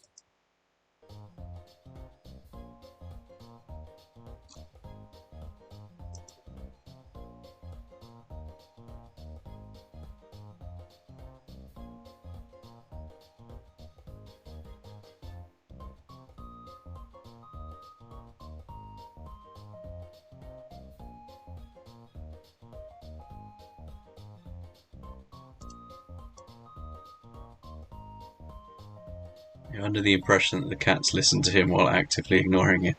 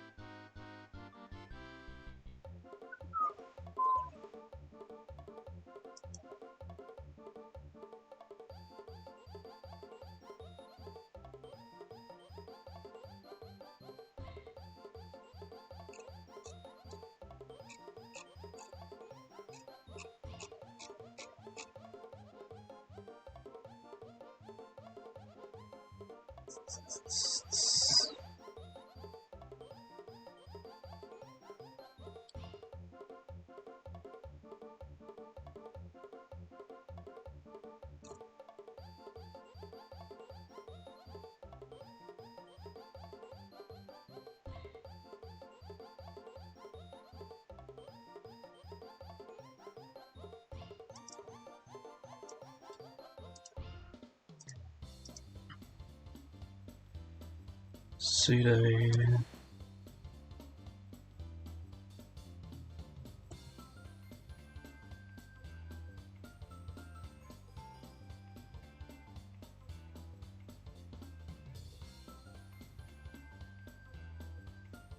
System key missing on disk. What the fuck does that mean?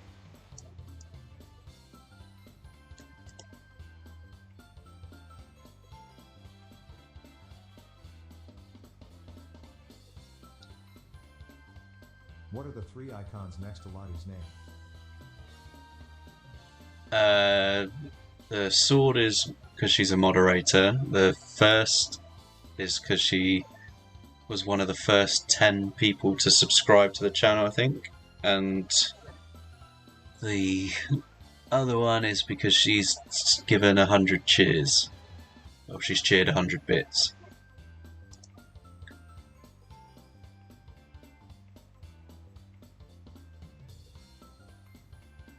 Nice. Yeah. So we've got Snapd working. And it's installing VLC, hopefully.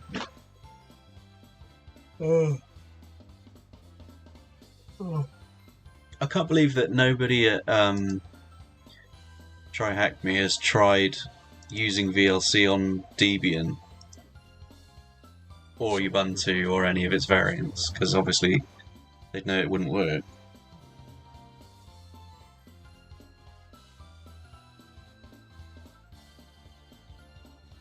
One of your first followers and you steal her hash. SMH.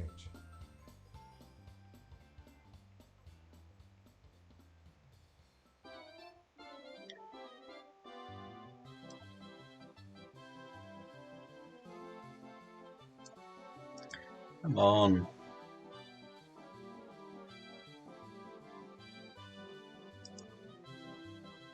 Is it just broken? Installing snap revision unset.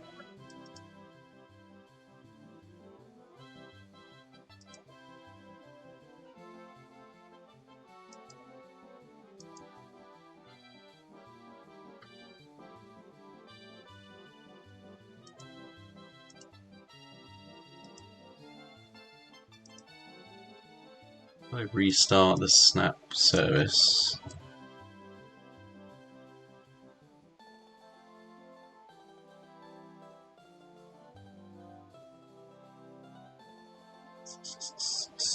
Oh, it's just that. Right, so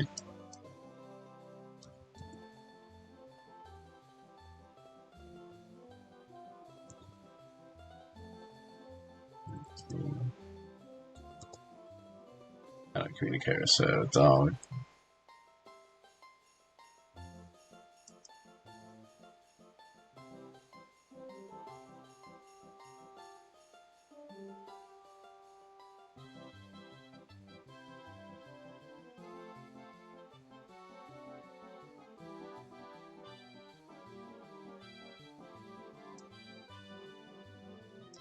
Snapd service doesn't start. Right.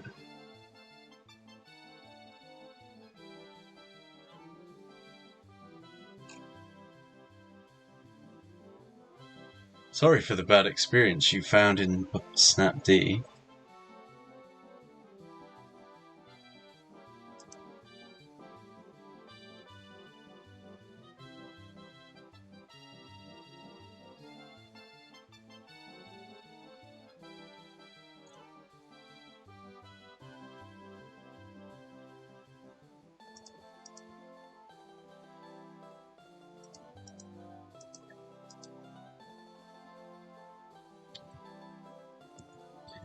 Just type snap.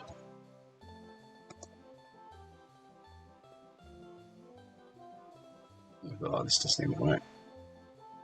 What alternatives have we got to VLC then? VLC alternative value.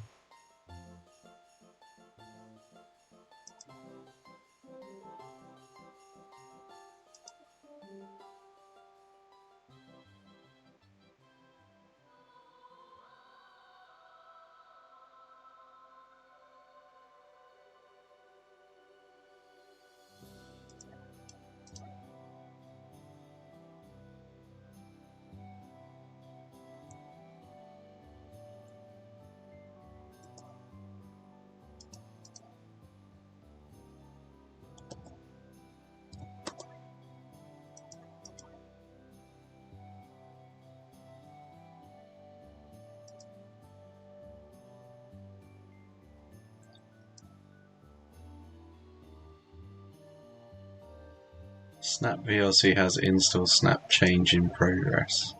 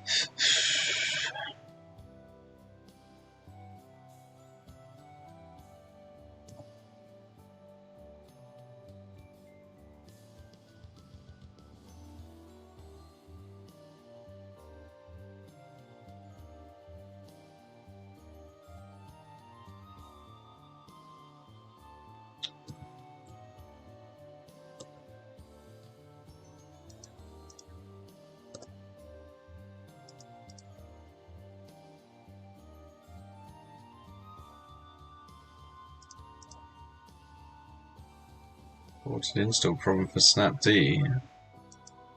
I could have fucking told you that, because it doesn't fucking work.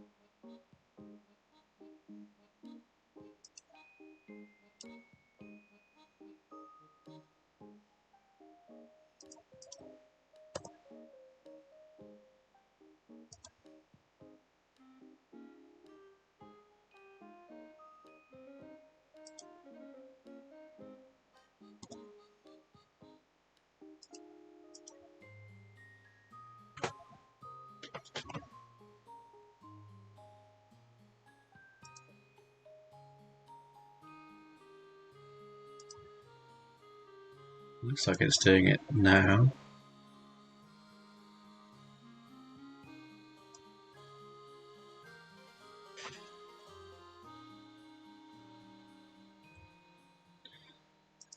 You could have watched Al's stream start to finish by now and completed it. Just saying, smiley face. Yeah.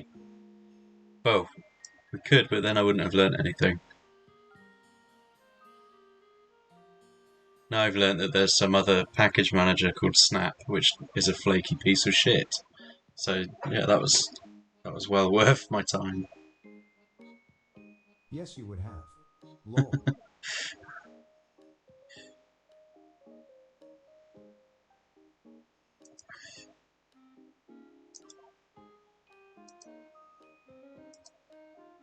Al would have explained it to you. Oh no, yeah, I think we've got that far. So like we're capturing the data from that camera, like because you can see it coming here. It's in the logs, but the method of then viewing that stream, because at the moment I've got the RTSP service, which is listening on my Kali machine, and it's getting that data being sent to it. So that part's working. But then I want to be able to listen to that local service and then see what the camera is. But because I haven't got an app that can play that RTSP service data, I can't see the stream. So this last part of the question, where we're saying, well, what's the flag from viewing the stream, is the one thing I can't do, because let's add another hour to the box before it runs out. But yeah, I can literally, I've done the exploit.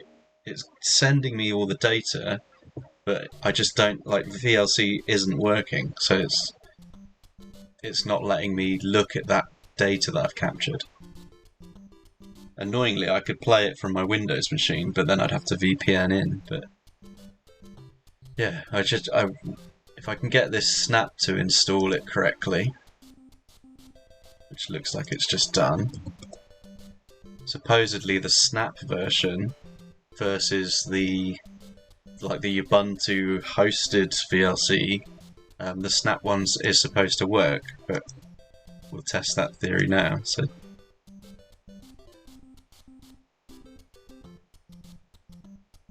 no, it's still fucked.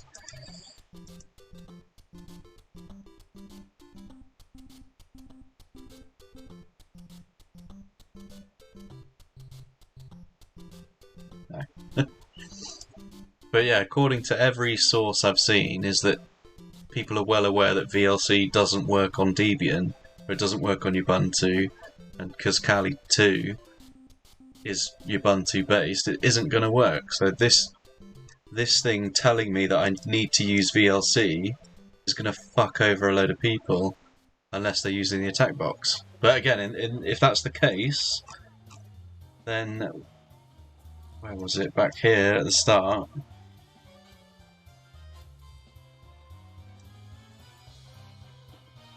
Wherever it was, where it said I could decide how I want to do this task. Like, it shouldn't say that. It should say, don't even attempt to do this on a Kali machine because it's fucked and like none of the software works. Just use the attack box and don't learn anything, which is a brilliant advertisement for the platform.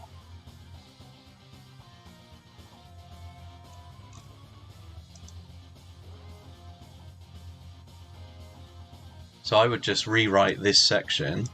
So don't use VLC, use something that does work. But then I need another RTSP player.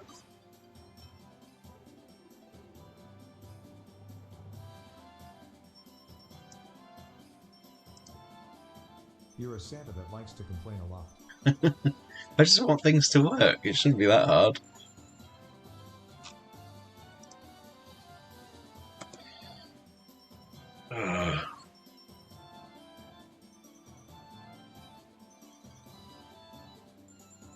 How to play RTSP streams in Ubuntu.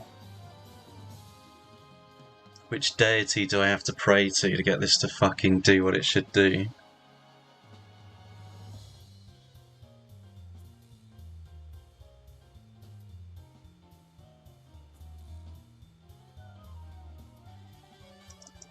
Could use FF player, that's a good shout. FF play. Well, we've got M player we could do. How to get VLC to work on Ubuntu? You don't. What is M player?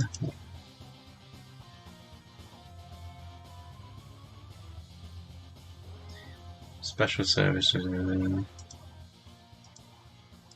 Alright, YOLO, we'll try a VLC variant.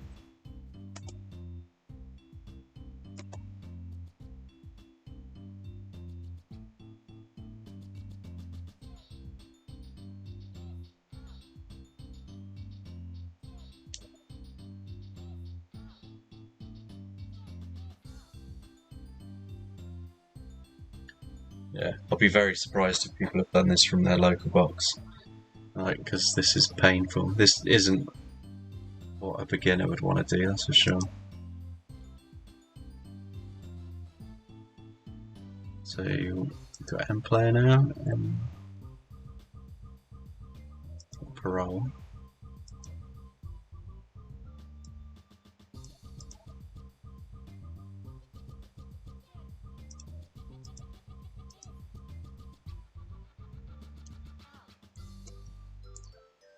Two 7.0.0.1 8554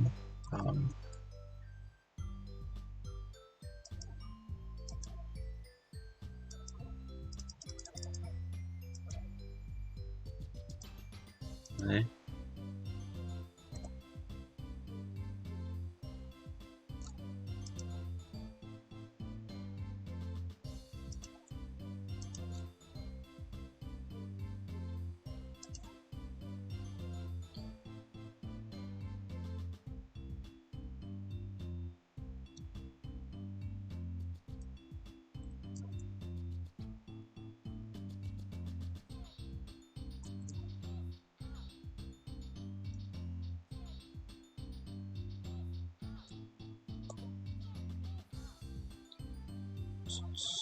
List packets.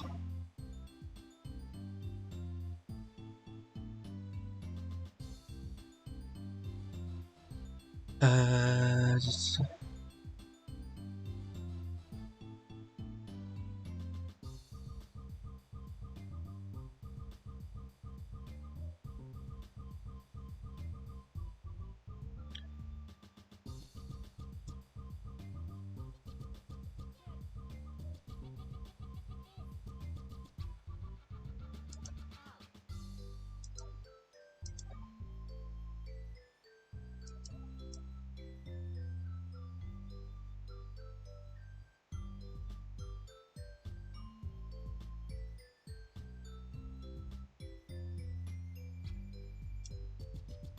set the display resolution, and we got to do that. X.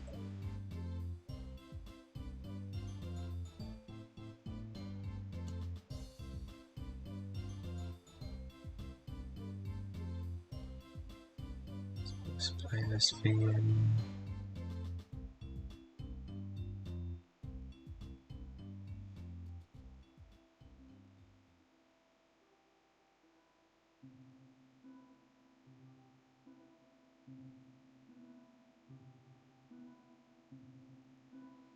That's not working either. How the fuck does this M player work?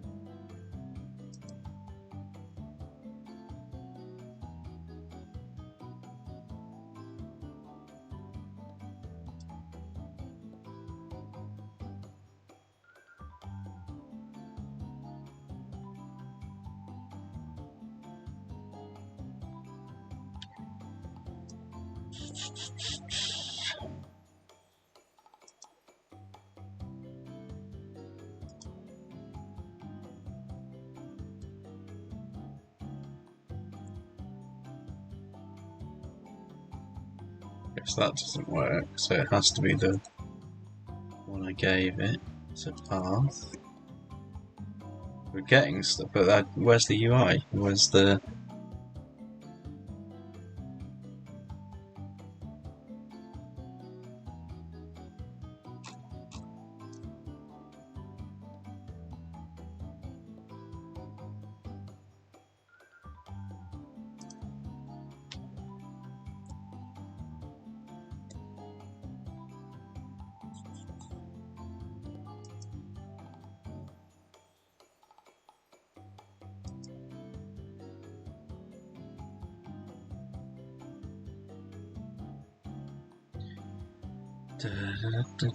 Enable GUI during configure, then turn on GTI.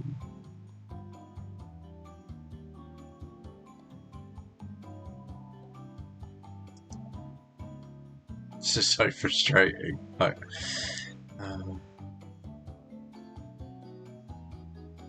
I can play it in a command line, but I can't see it.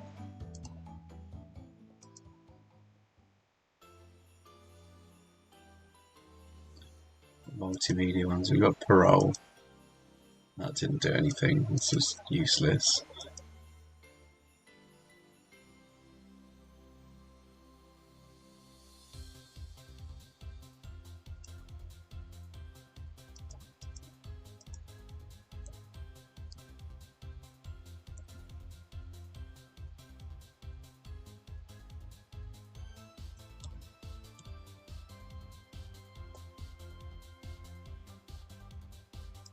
Just nothing at all.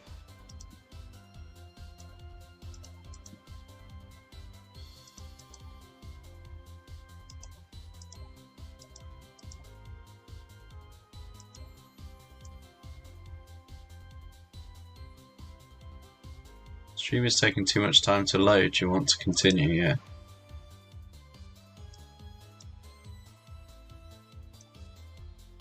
Feels bad, man.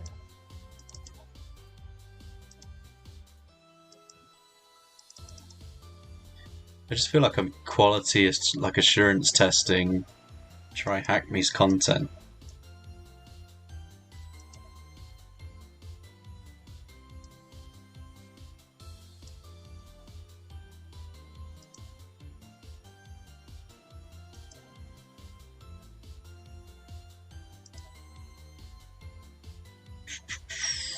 What if I... Because that's why you have QA. What if I just run it from mine and then...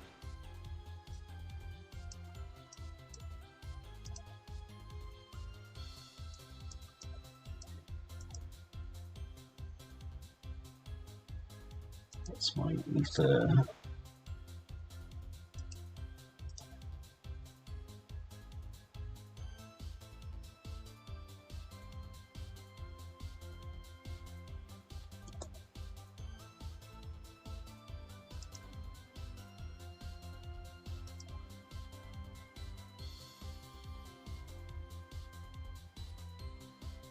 One 192.168.136.8554/path.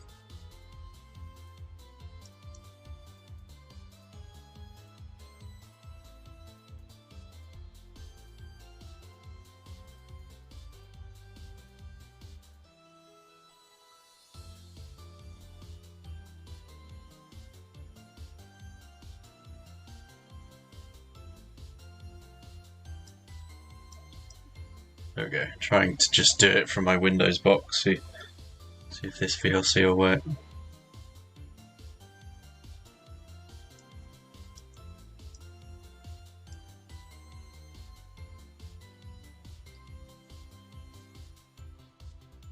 If you see a VLC, the stream may take up to a minute to begin forwarding due to packet loss.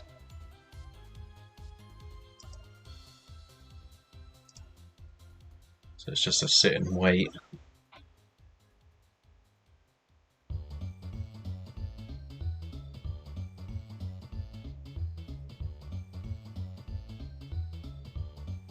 I assume it would have told me by now if it wasn't going to work.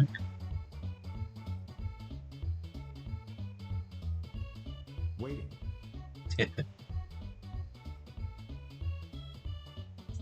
Another good thing that you can use these RTSP streams for, since we're waiting for it. Computing. Drag this over here a bit. So, if you are on Shodan,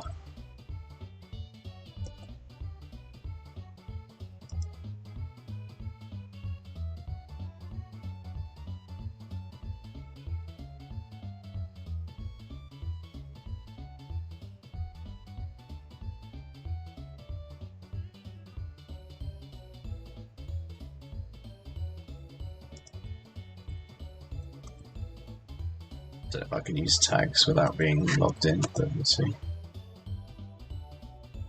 On Shodan, I think you can see the streams directly. Not sure. It will show you the snapshots of the streams, but you can use this same technique. So we should have, I guess this is one of them. So yeah, instead of like telling VLC to play 127.0.0.1, you would tell it to look at this IP, and then have they got any webcams on here? All kinds of shit on there. I wouldn't connect to this, but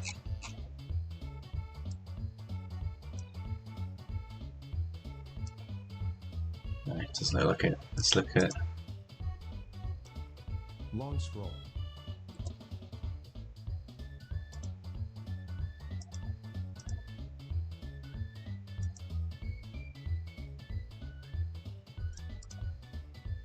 log into mine, and then I can look at the ports.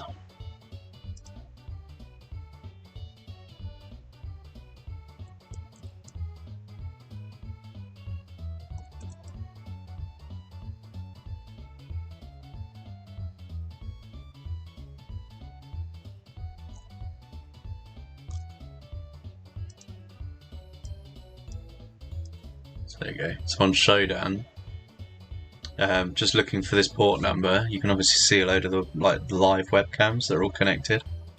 So then, if you wanted to connect to these, you'd just go to the IP address in VLC, and it would stream this to your VLC player.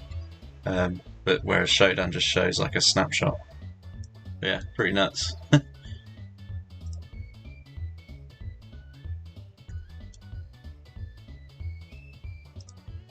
Still nothing coming out of this VLC player. I'm just going to use Al's YouTube at this rate. It's got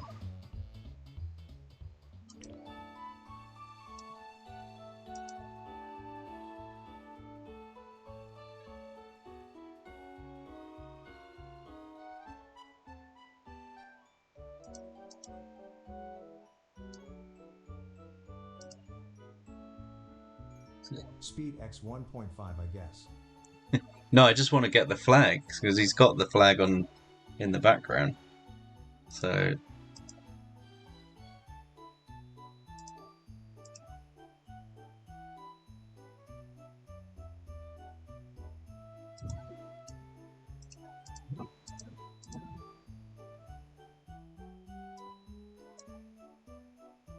You mean cheating? yes, cheating. I mean, I've done everything that I should have done. It's just the tech doesn't fucking work. Appalling. I know. Don't hate. And it works. Winner. So they didn't even change it. But that does the day. I really want this to work. There's no reason why it shouldn't.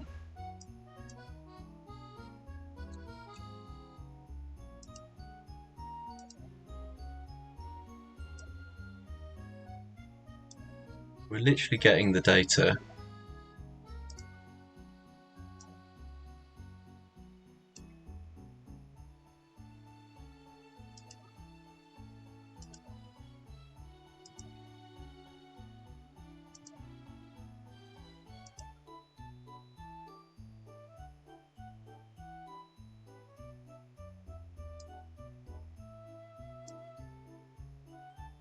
Yes, shake it around. That'll make it work. It should. This improves the connection.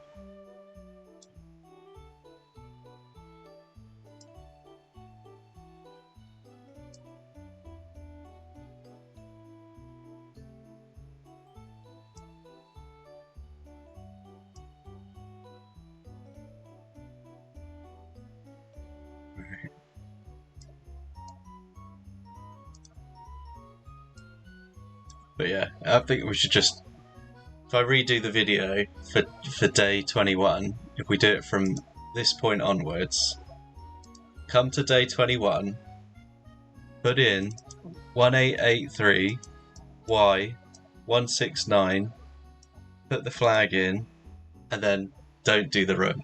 It sucks. This is the worst room I've done all month.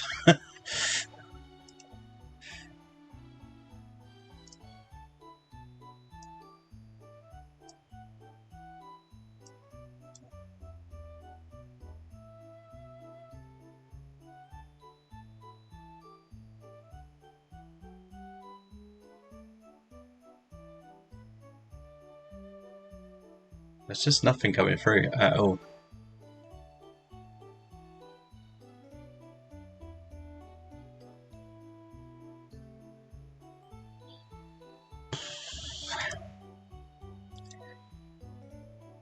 I'll do this room tomorrow. The one last thing I'll try is just using the attack box. Just giving up. Add another hour.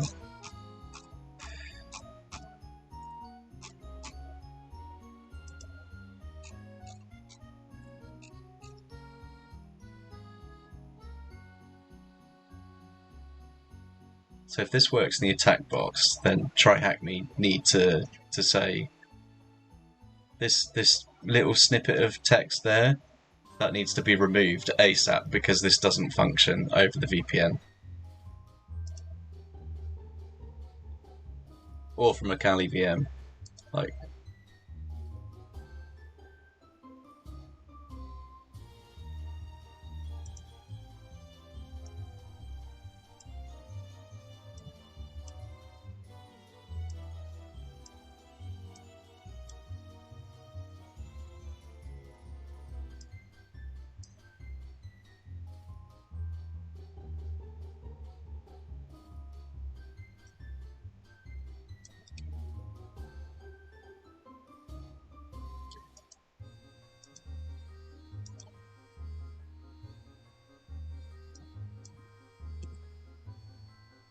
Got our payload.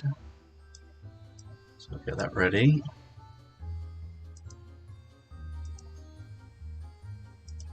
I need the Docker run as well, so we'll get that ready.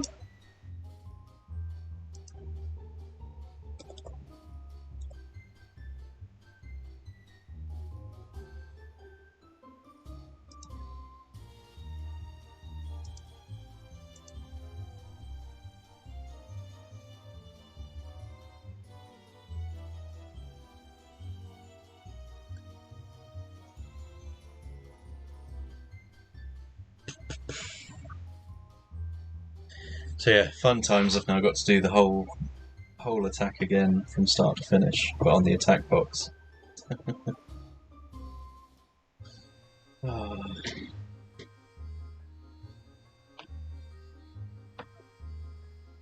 Oh, give me strength, cat.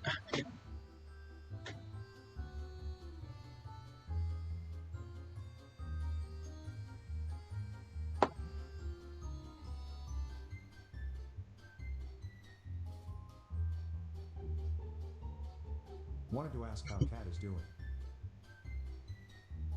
Doing good, aren't you? Trying to escape now that I've picked you up, though. Should we do it on the attack box? Yeah. Lottie says, Kite.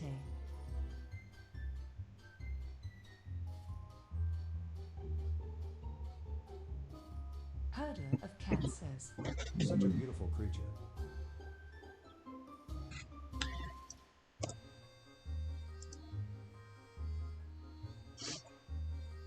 Right, so terminal. Mosquito sub, device, init. No, that didn't work. Oh, it's because we didn't do tag T. Didn't do tag H 10.10.90.120.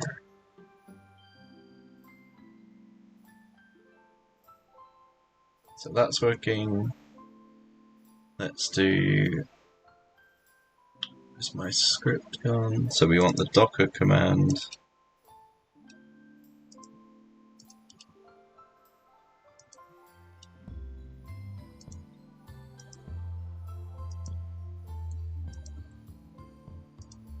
I'll be impressed if this has the Docker image on it already. Which it does, okay. So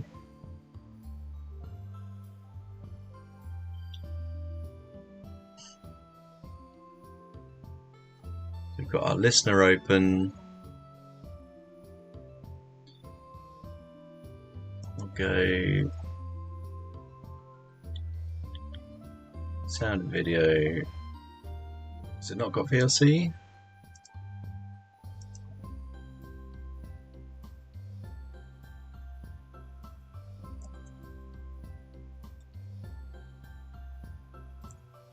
Eight 554/par.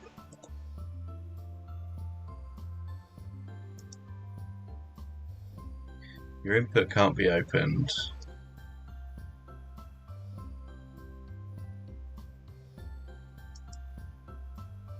We've got the same errors in the attack box. Okay. Right, let's see if we can get it to... So we open one more tab. Send it my payload. Oh, I need to change the box ID. So IP is now 10.10.211.57. So now this is our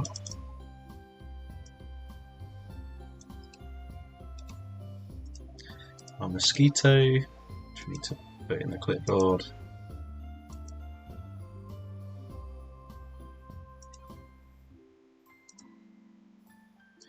And then this should publish the connection. So we should be seeing some stuff come through.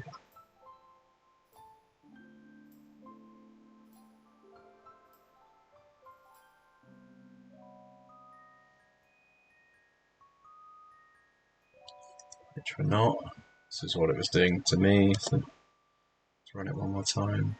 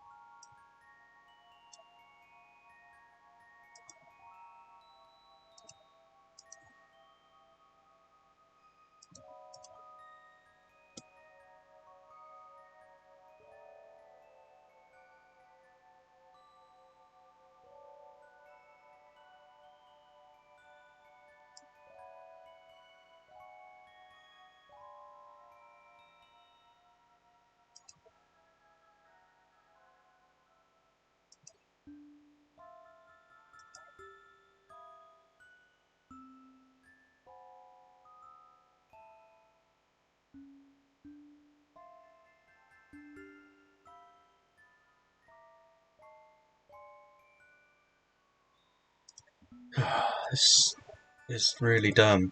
Like,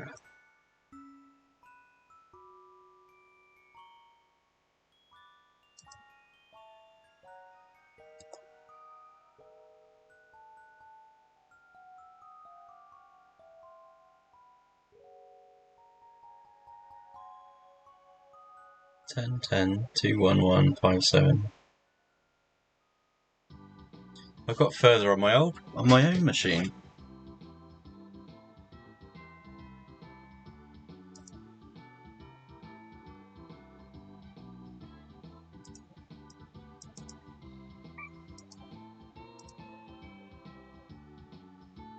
Shut it out.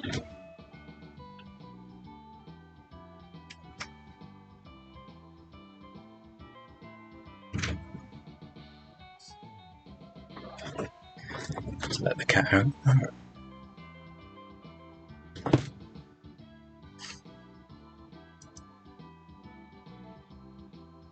Cat versus IPsec. Docker run RMIT network host alert. What happened? Lottie says, she's all mine. Oh, just a guy redeeming the VIP. Oof.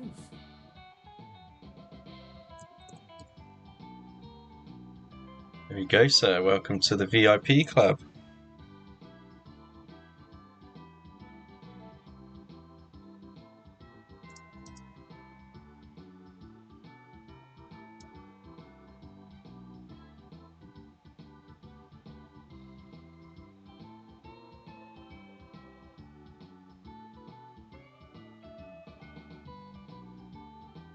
Herder of Cat says, Do I get a cat now? I should make that like a subscription reward, shouldn't I? I'll send you a photo of the cat. Lottie But says, put a secret room in my Discord for subscribers only. It's just like a cat feed. you should do some kitty emotes.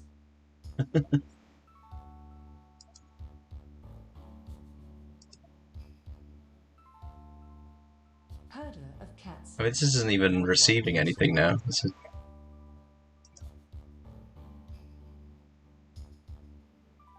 Lottie says, she's being a minx and trying to eat my ribbons now.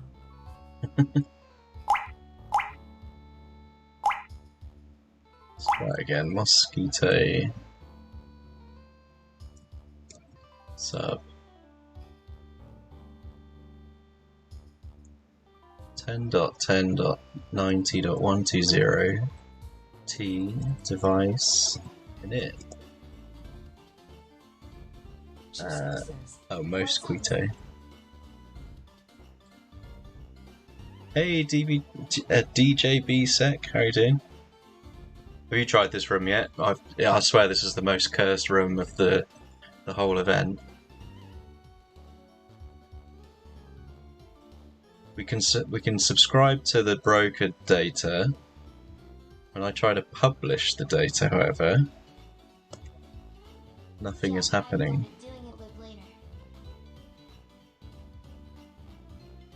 Doing it live later, nice.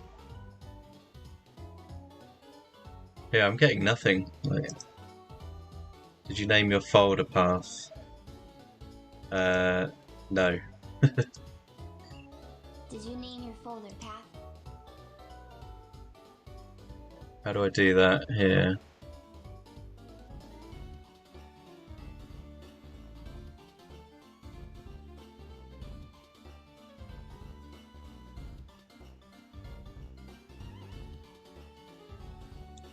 Or would it just do it like that if I just do it as a blank?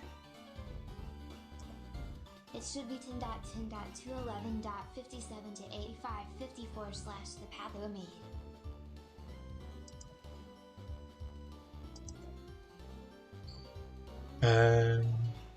Yeah, so where do I define that here?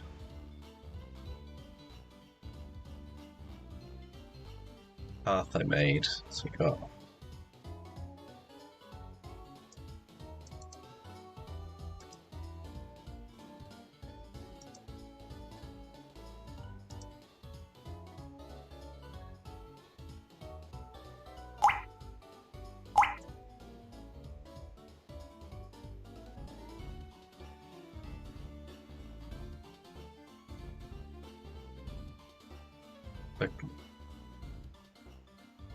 So run your Docker command, that's fine.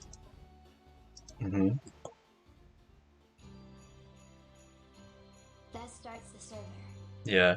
So then what defines the path?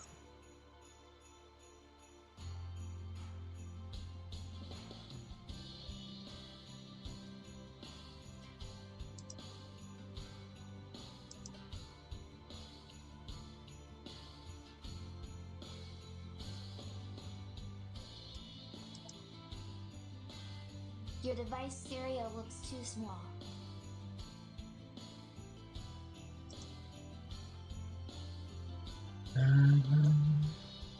Oh, it hasn't copied it properly.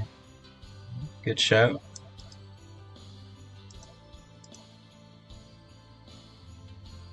It should be like 15 to 20 characters. Yeah. Let's paste in.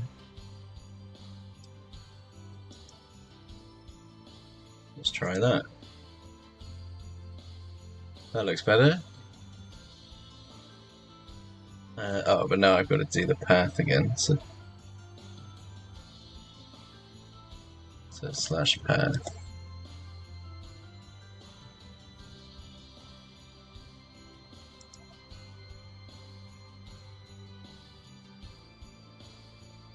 There you go. Yeah. Thank you for that. We had this working a second ago from my local machine, but we weren't able to see the results of it. So we should now have VRC somewhere.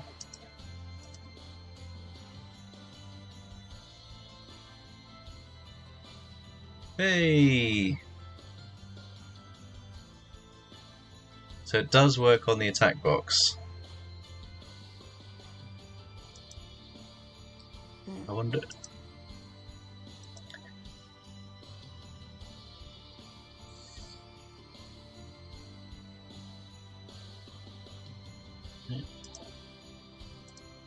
Herder of Cat says, Shocking.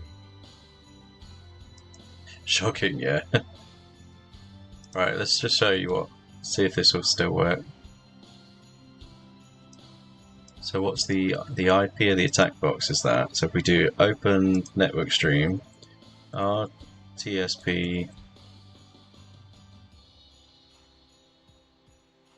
so 10.10.211.57. This is how far we got on my one, so it just doesn't load anything locally. But yeah, the attack box was like straight away. So if you do this on live, use the attack box. Don't bother doing anything. Chipsec says, Not sure that will run because it's running the server on the local machine. Yeah, like I said, we had the server running locally, and it was just not having any of it. Like, wouldn't do anything at all. I've got all the This is MPlayer. I did have all the Docker stuff running on my own machine, and it was getting. There we go. It was getting this, so we were seeing all the RTSP connections coming back, but that was it. Nothing else happened. So yeah, okay. So we got it to work finally, just using the attack machine. So yeah, if you're coming to this and doing it yourself, ignore that sentence entirely, and just use the attack box. Interesting. Yeah. Did yours work locally, DJ VSec? Yeah, most of these use the attack box. Because I think the main issue is VLC has trouble running within Debian or Ubuntu environments. They've done something that's knackered it. So if you're running on like Arch or something, perfect. But yeah, so if you've got a Kali install, it won't work. If you've got like a Mint or something, it won't work. If you use Arch or any other Linux distro that isn't Debian based, you're fine. Herder of Cat says, If only someone would have told you that up front at the start of the stream. You did. I mean, you didn't say that it's just completely effed on Ubuntu, so next time you've got to be a bit more descriptive. But you did warn me. Right, awesome. So, however tempted I am just to leave it running so that it costs TryHackMe more money for that amount of time wasting they've just caused me, we will terminate the boxes. And yeah, hopefully we're not so depressed that we're ready to come back for day 22. But let's see who we've got to raid.